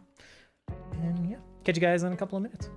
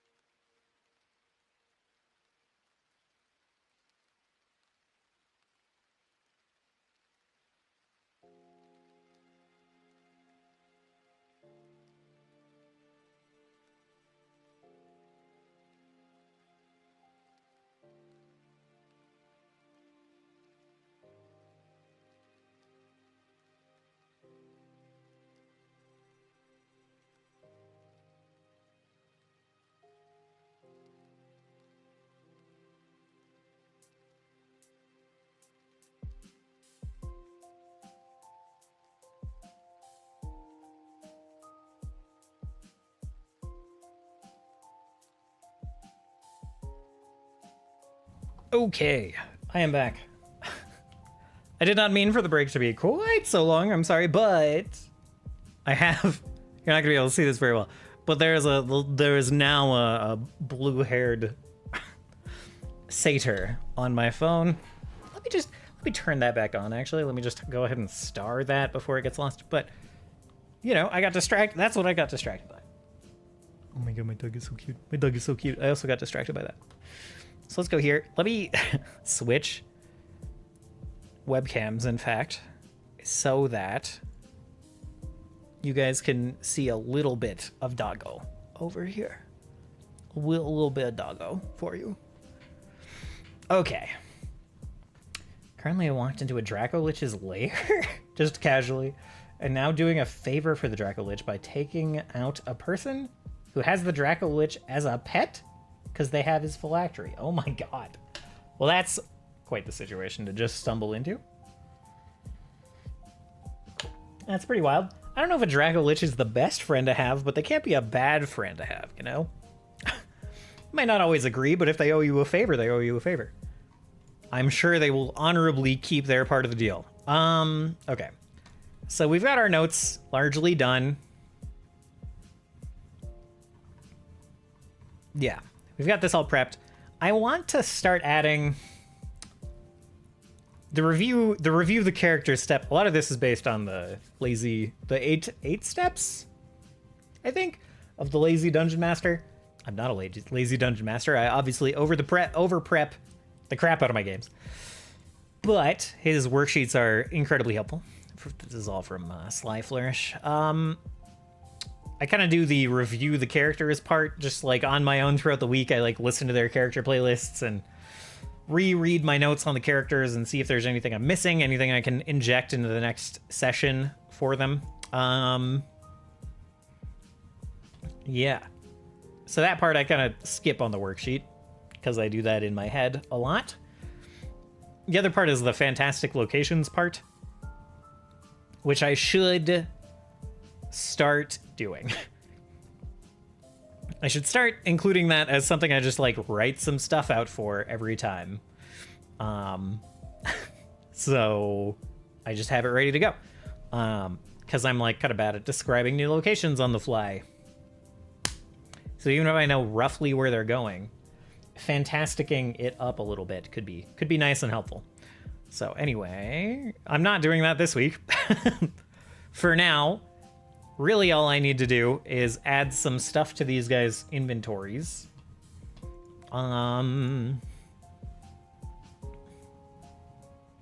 Let's see.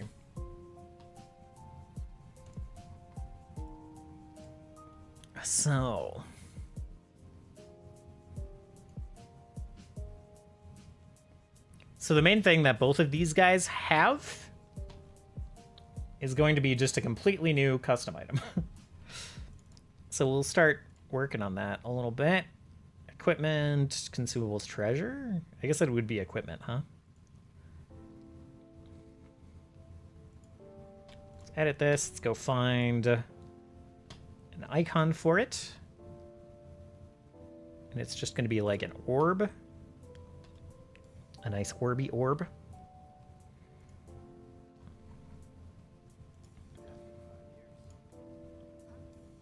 Consumables, containers, creatures, dice, environments, equipment, maybe. Magic, maybe.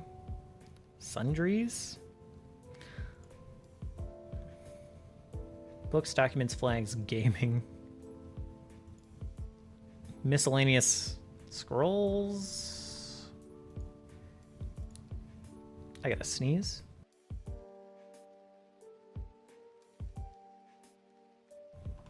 Could show up. Little crystal ball thing could show up in miscellaneous. It did not.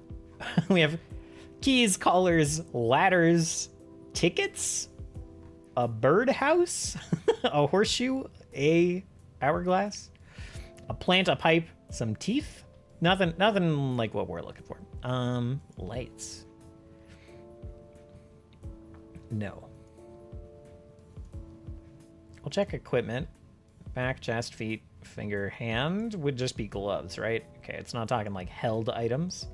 Head, leg, neck, shield, shoulder, waist, wrist. Nope. Magic? Aw, man, I don't know.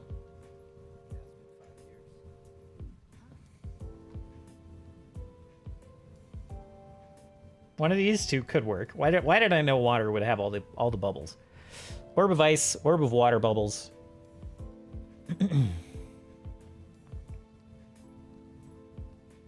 One of those two could work.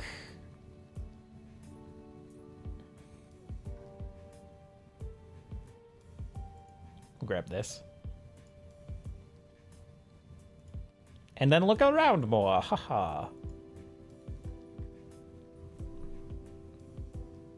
Light has a few very shiny orbs. And a lantern.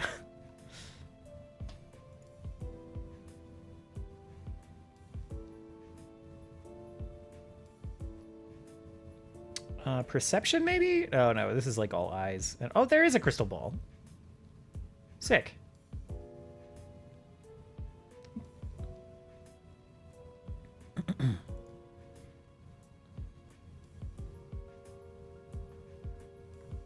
We'll take that. What do we call this?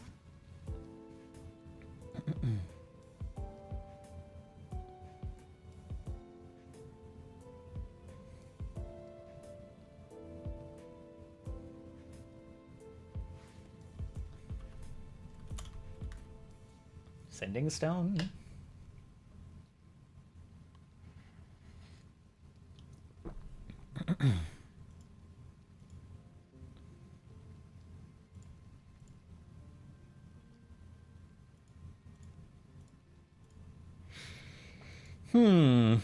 Let's see, and...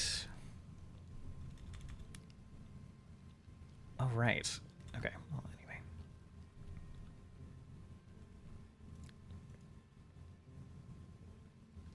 Guess this feels a little more arcane, but I don't really know.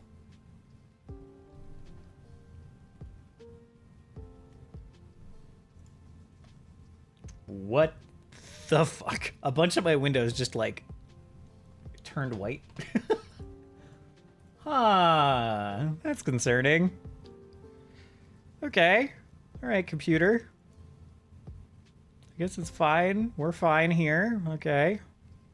Held in one hand, bulk light. I'm gonna say bulk is 1. I'm gonna say it's actually kind of heavy. It's like the palm of your hand. It's not nothing.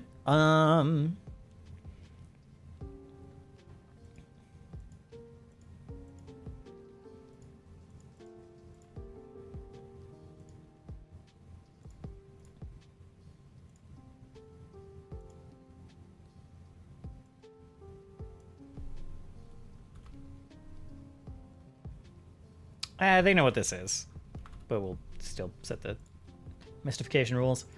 A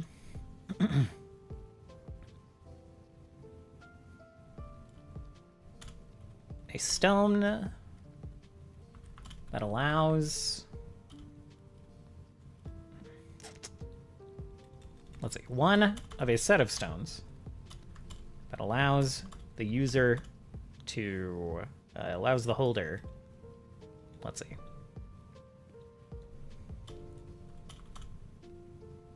To contact any of the other.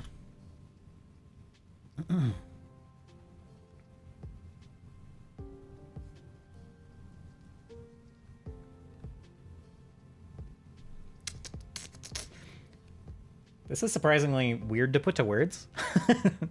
One of a set of stones that allows the holder. Let's see. That connects. Let's be more general a little bit.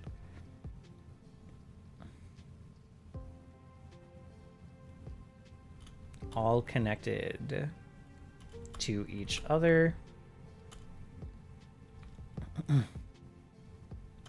as a method of communication.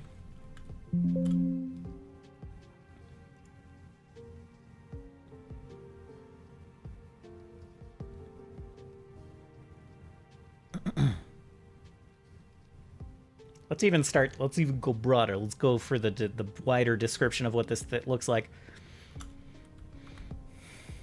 Smooth white stone.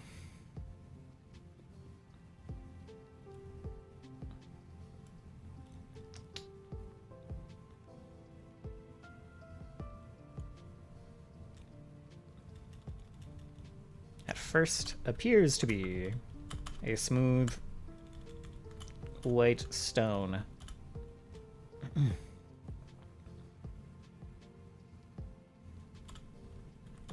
Though further inspection reveals that the outer shell is actually transparent.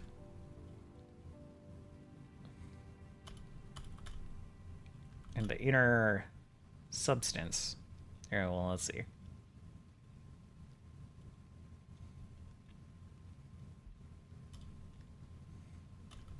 And the insides are a roiling white fog.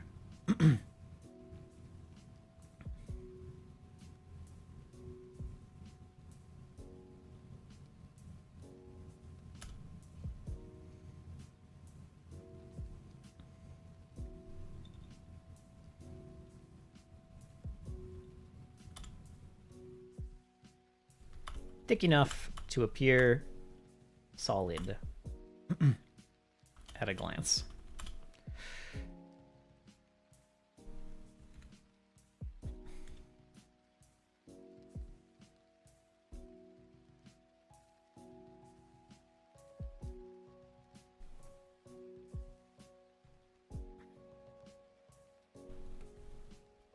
According to the documents found in the Voice's office,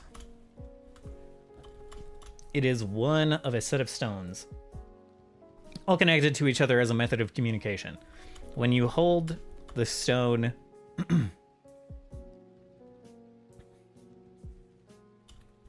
you can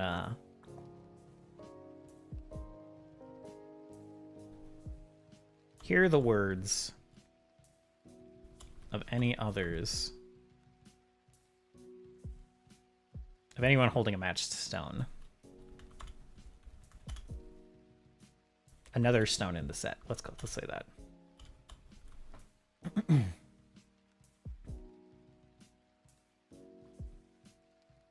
All connected to each other as a method of communication. When you hold the stone, you can hear the words of anyone holding another stone in the set.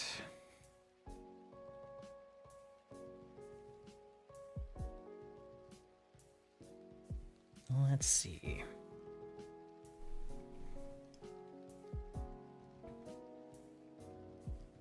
This is still not quite precisely correct.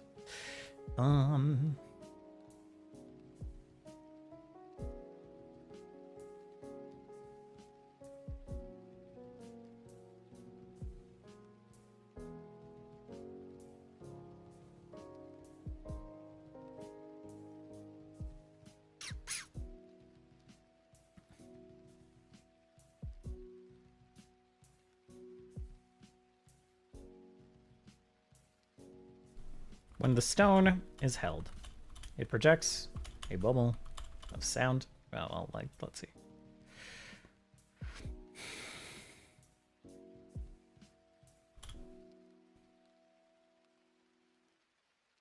That enables communication. Let's say that.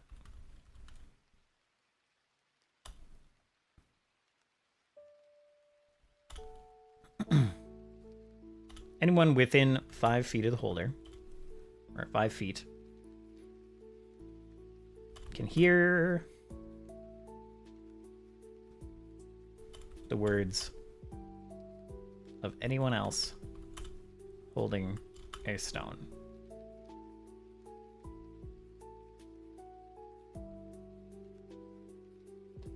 Anyone else inside the bubble of another stone.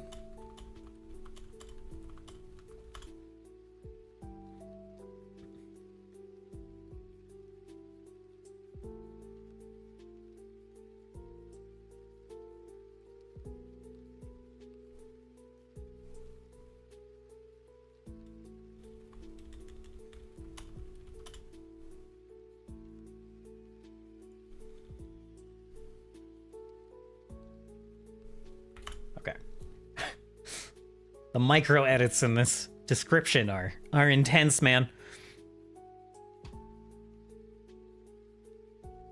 Okay, stand by, stand by.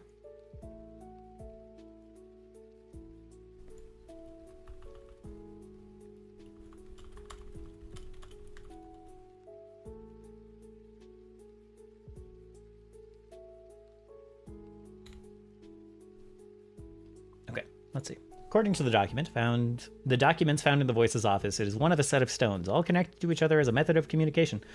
When the stone is held, it projects a bubble that enables communication. Anyone within the bubble can hear the words of anyone inside the bubble of another stone.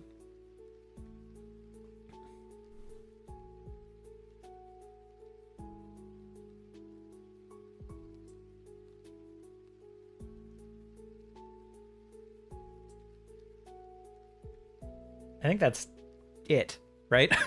That's all there is to describe this effect. If you're in a bubble, you can hear people talking in the matched stones bubbles, and they can hear you.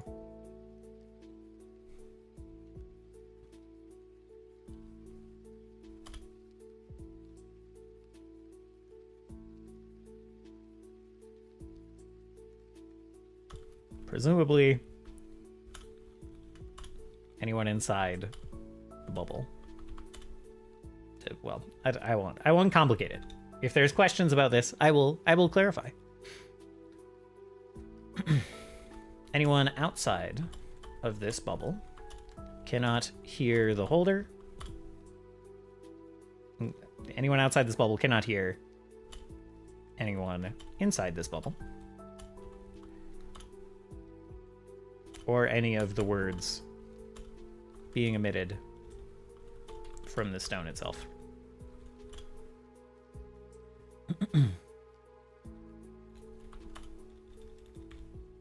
When not held.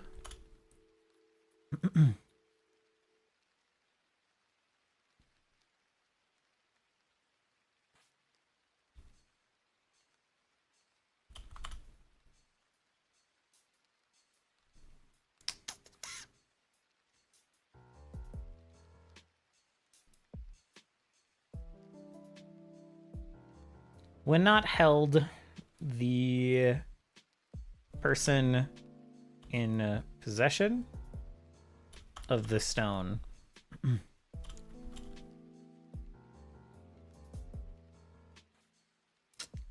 I'm so bad at describing these things, man.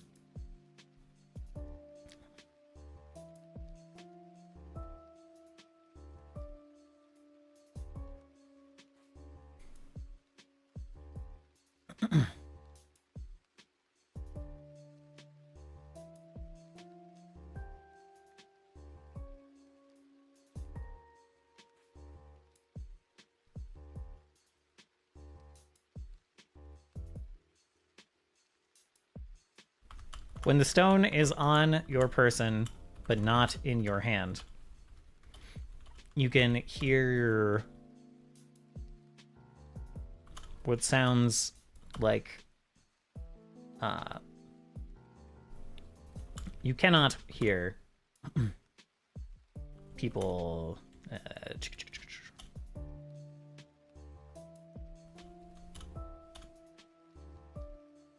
How to put this? This is so weird to describe in like specific way. It's just like when it's on your person, you can kind of hear like a mumbling, but you can't hear their words.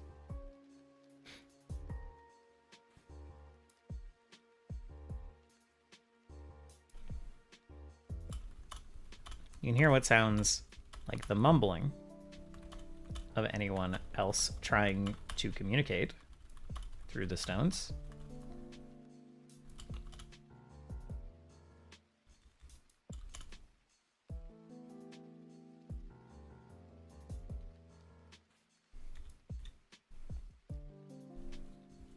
Potentially enough to recognize who is speaking, but not enough to catch any of their words.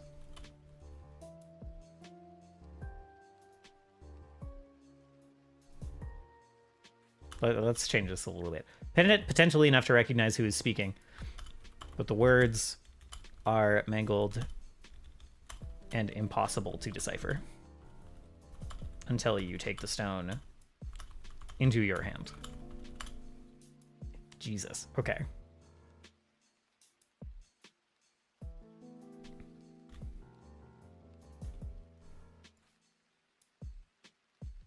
10 might be a little high for this, but it's fine. So that's what this is. I'm not gonna put any rules to this because it doesn't have any mechanical impact on like fights or anything. I'm not gonna set it up for any kind of automation, but and I'm not gonna give it a value. We're just gonna call this good. We're gonna bump up the quantity. Maybe we won't even have one on the voice.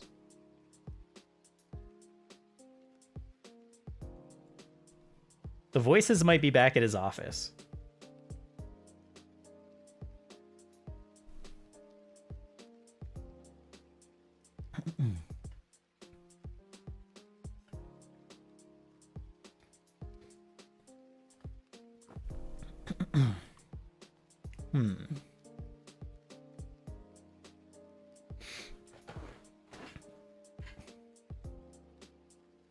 Maybe. Not sure yet. Not sure about that.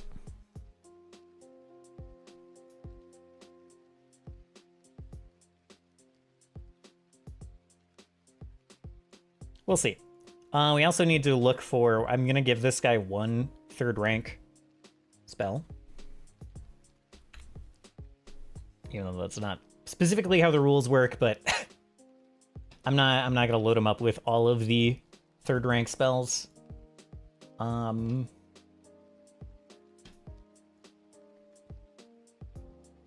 just going to give him 1 good 3rd rank divine spell. Oh, I do love... I do love when their strongest spell isn't a damage spell. But Chilling Darkness might just be too good.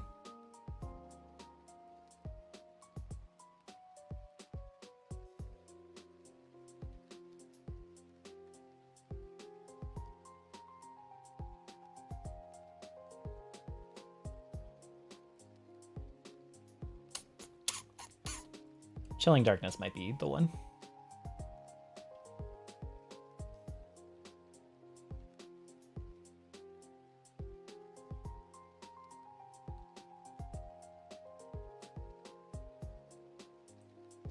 Oh. Dream message.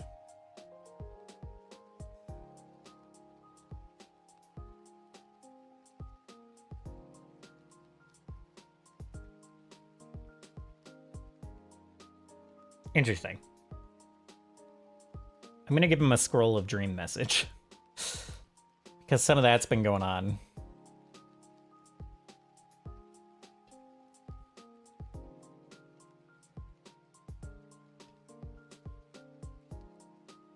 Mind of Menace.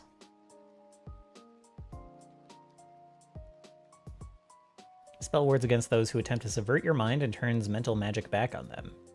When the spell is complete, you gain the Fight with Fear reaction. Once you use the reaction, the spell ends.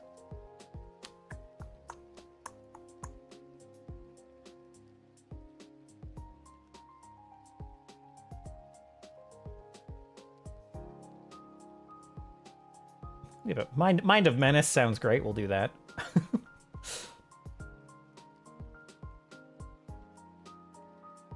We'll give him even 2 of those.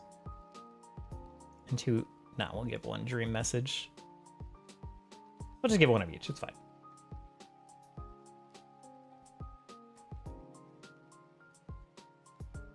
Focusing hum.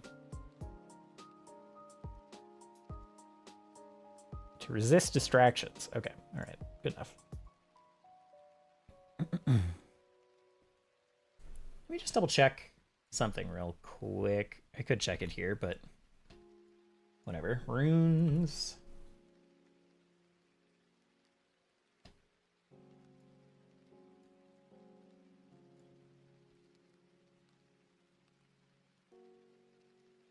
Elemental weapon runes. Okay, potency is a level 2 thing, so I should be loading them up with potency stuff at this point. Striking is level 4, so they should start getting it soon.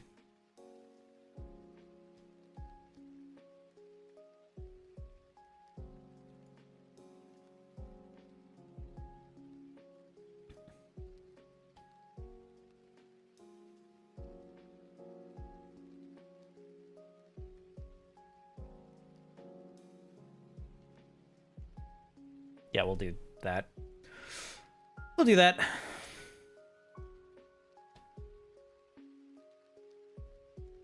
We have 6 players to outfit with runes, so we might as well start.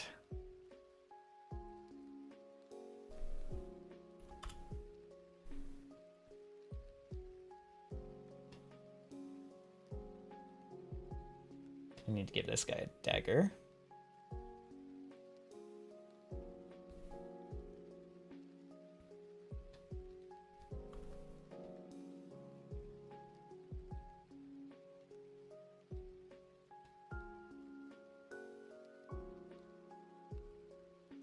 But the mace will be the one with the +1.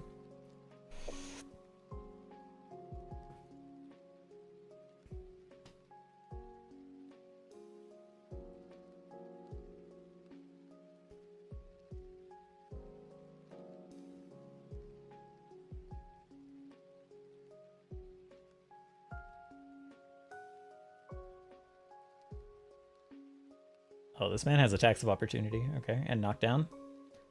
And bravery. Wow. Okay.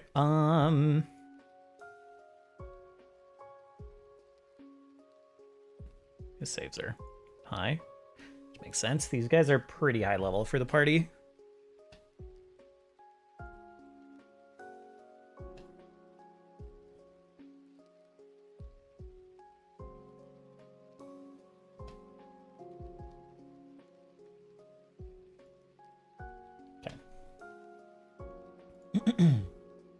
Okay, so that's a bit more loot. I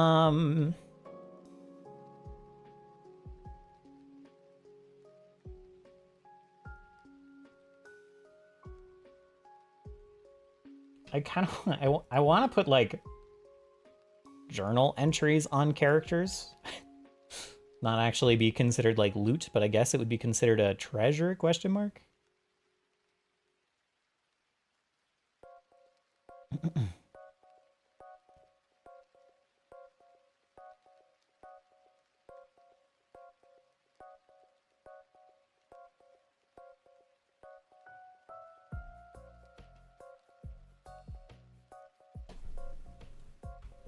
Let's see.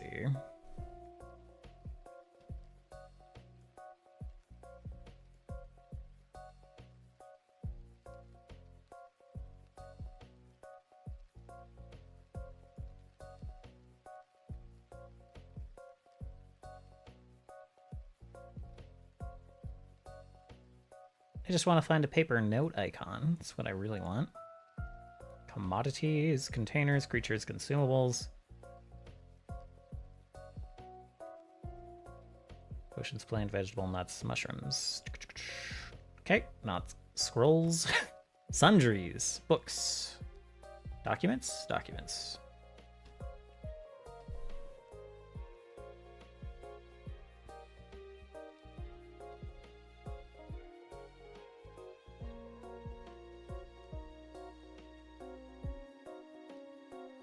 This one looks the most kind of simple.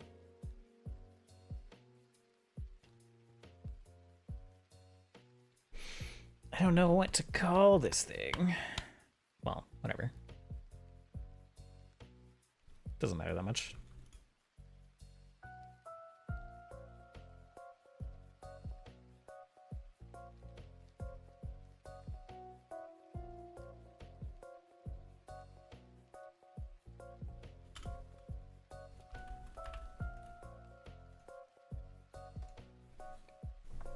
Let's see. So he's not going to come out and say what he did. He's reporting in with this note. But he's not going to say what he did.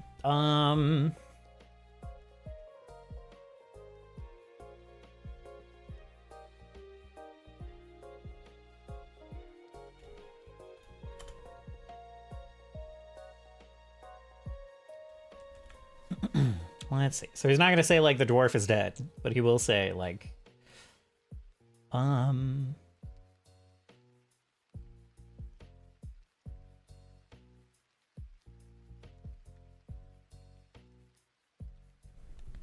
it can be pretty plain code for someone who knows what's going on. but it will be in code. Something like the Dreamer. Let's see.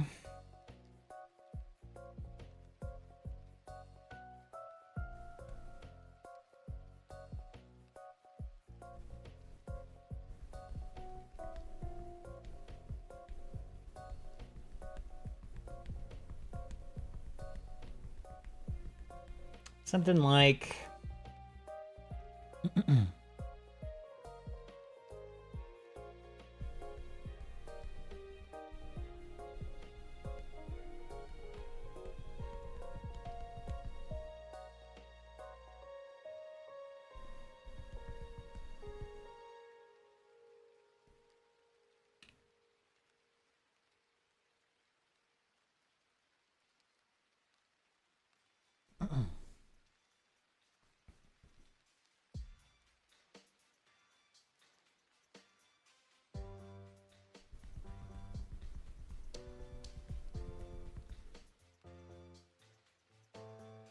something like...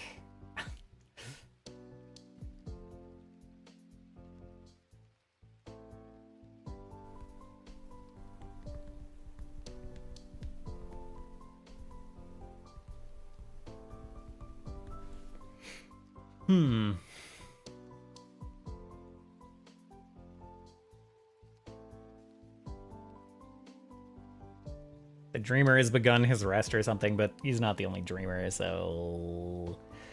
The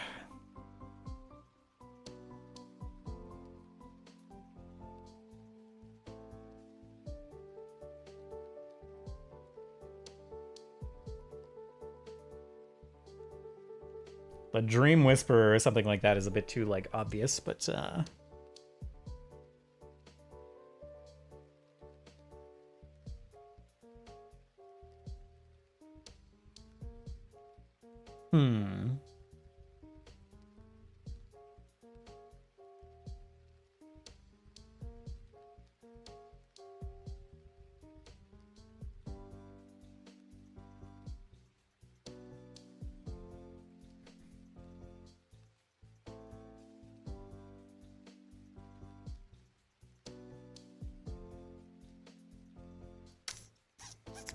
something like the Messenger.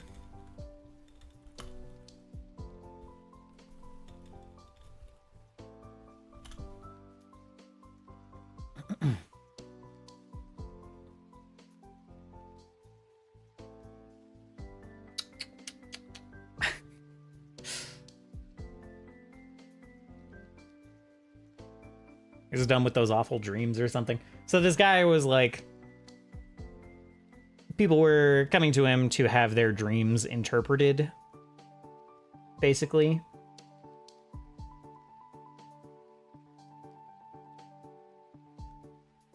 So this is just like confirmation from the person who killed that man named Oriole that like the job is done, but it's in like code.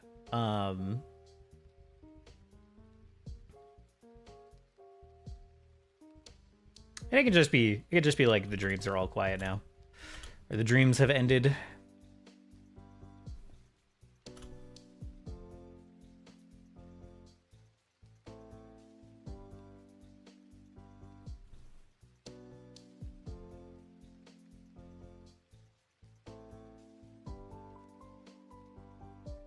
Something like that. It needs to be like obvious to the party, but in code.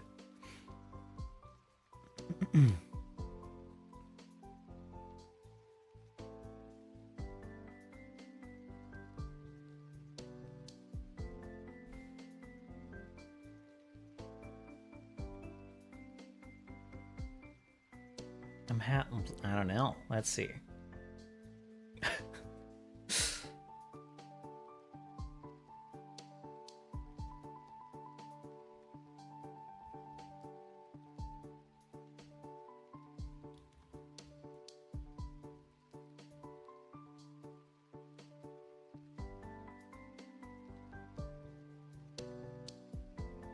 I hear something upstairs, and I don't know if it's like lightning and thunder or what.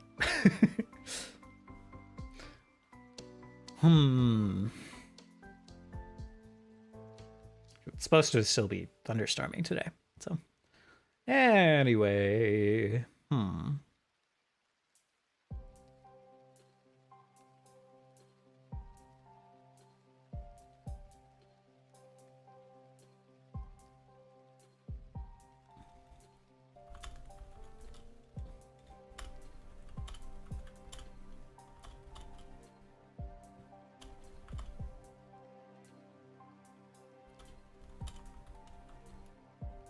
our mutual friend doesn't have to worry about his dreams anymore.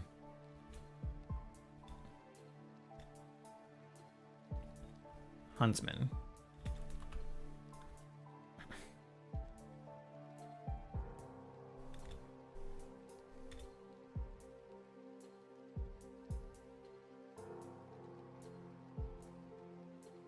Let's see.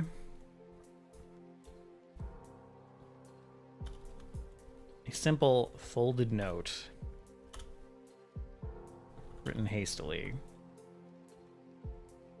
Written with haste, I guess.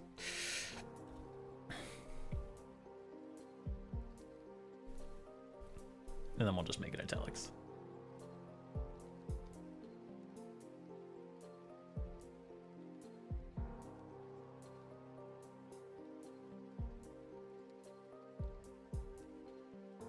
This is even a little too threatening, but it's closer. Our mutual friends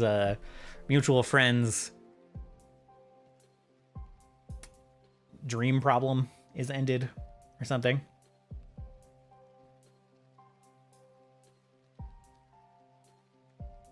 About those dreams anymore.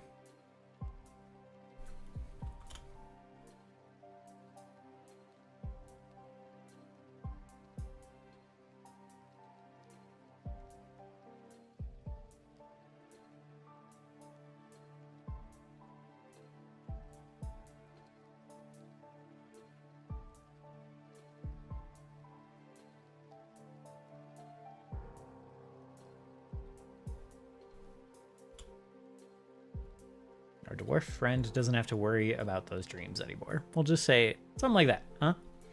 That's good enough.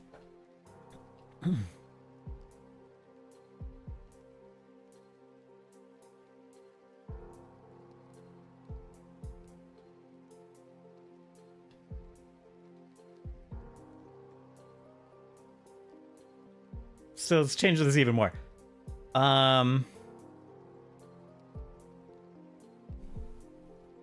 The remedy for our dwarf friend's dreams took.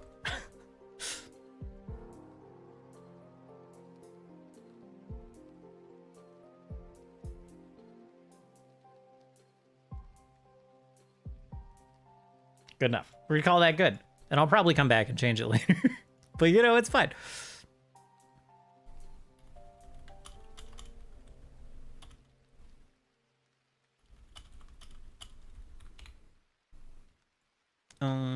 Okay.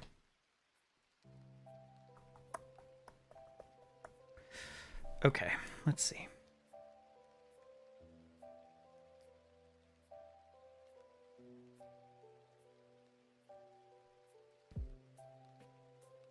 I do think the voice doesn't have his sending stone on him. I think it will be in his office.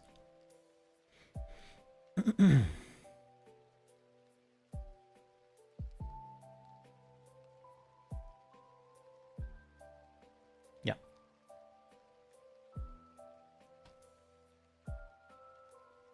And then I'll just like, do I have a GM loot sheet? I ought to. I don't think I do. Weird.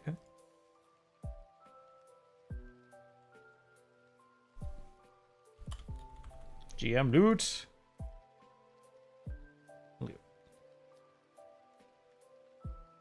Okay, so we'll make another sending stone. We'll throw it over here. Cool. Cool.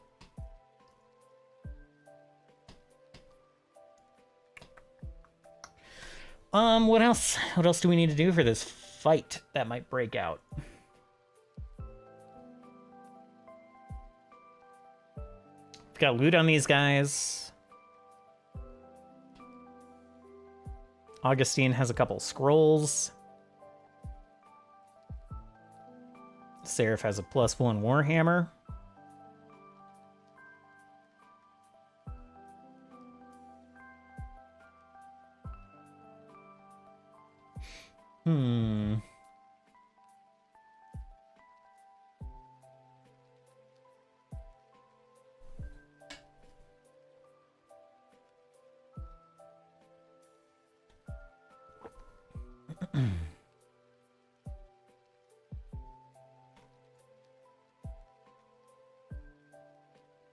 I think we're pretty much good. Well, the other question we have is, does the Riddle God have anything to give the party? Because he's kind of a laughable ally. Like, he doesn't fight very well. And I don't know what his blessings would be.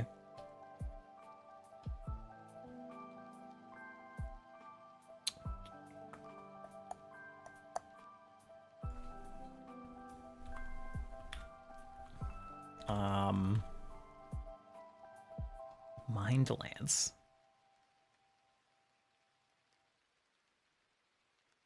Mind Merc Oil.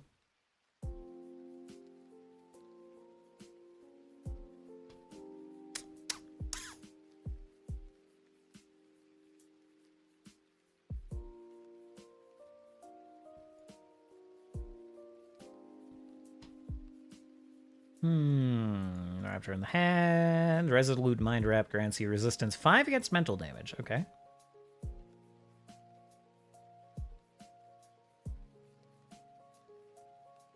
And once per day, you can increase it to 10 for a minute. Okay. Oh, I accidentally opened it a bunch of times.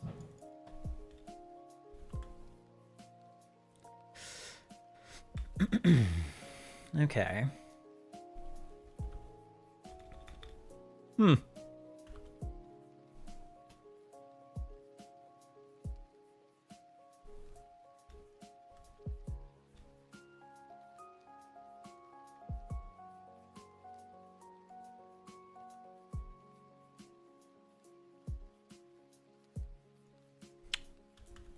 And there's like some scrolls and stuff he could give out maybe, but like befuddle. Let's see.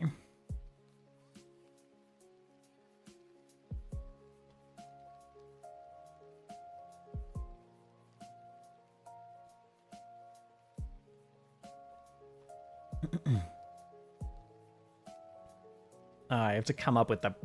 We're not going to do this on stream, but I have to come up with a bunch of riddles for this guy. Which is a little annoying. I also might need, like, Rose character sheet.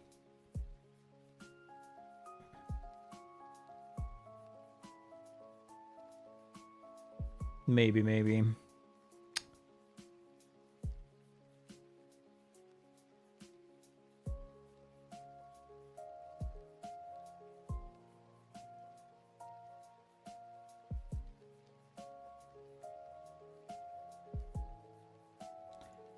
Yeah, we'll see what he could do to help. He's kind of a poor choice of God to let out, to be entirely honest. But I'll come up with something, some way for him to help the party. He won't be completely useless.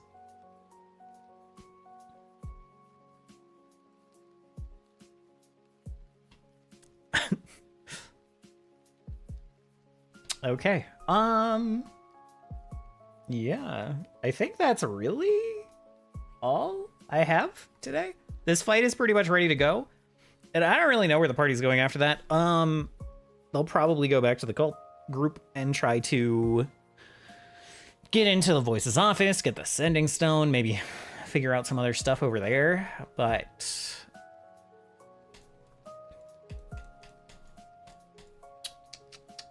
you know, I don't really know what they're going to do next after this.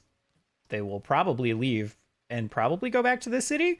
That seemed to be their next location. They sent Nahia and Katota there to get some information from the folks who were responsible for researching kind of the old god vaults over here. So yeah, the one thing I'm worried about is that the voice, not the voice, the eye is kind of the Augustine is kind of like the big boss of this arc, and the arc's not quite done, so maybe he'll try to get away if things go poorly.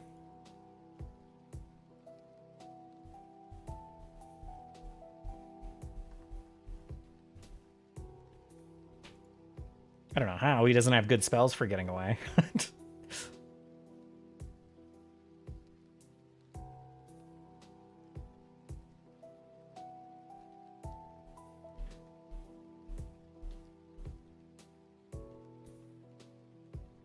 So yeah, I'm not 100% sure.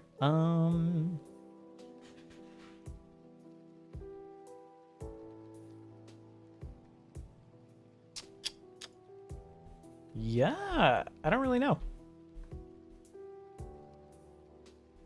But I'm not going to hold it, like, this is how the situation has gone to play out. So I'm not going to, like, arbitrarily withhold him as the boss fight, just because there'll be bigger dramatic situations that'll still come up, but they're just, I guess there won't be a boss, like a redo of the boss fight in this arc.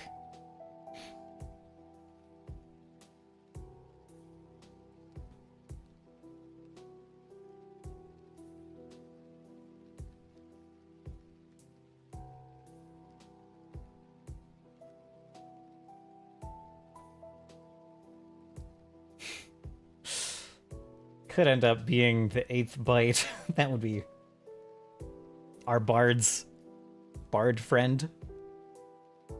That would be weird, but it might be the case. So yeah, we'll see what happens.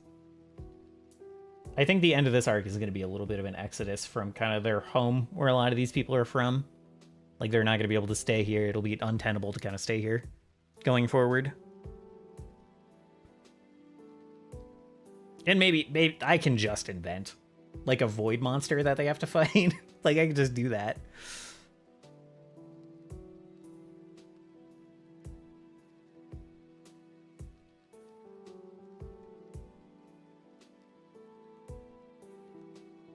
Yeah, I don't know. But that's gonna be it for me today. Excuse my little bit of babbling at the end here. You know, we're having a bit of a quiet night. I'm not sure. I'm convinced I need to raid out. So I might just end it here. And then we'll catch you guys tomorrow for the session. Let me just take a look here briefly.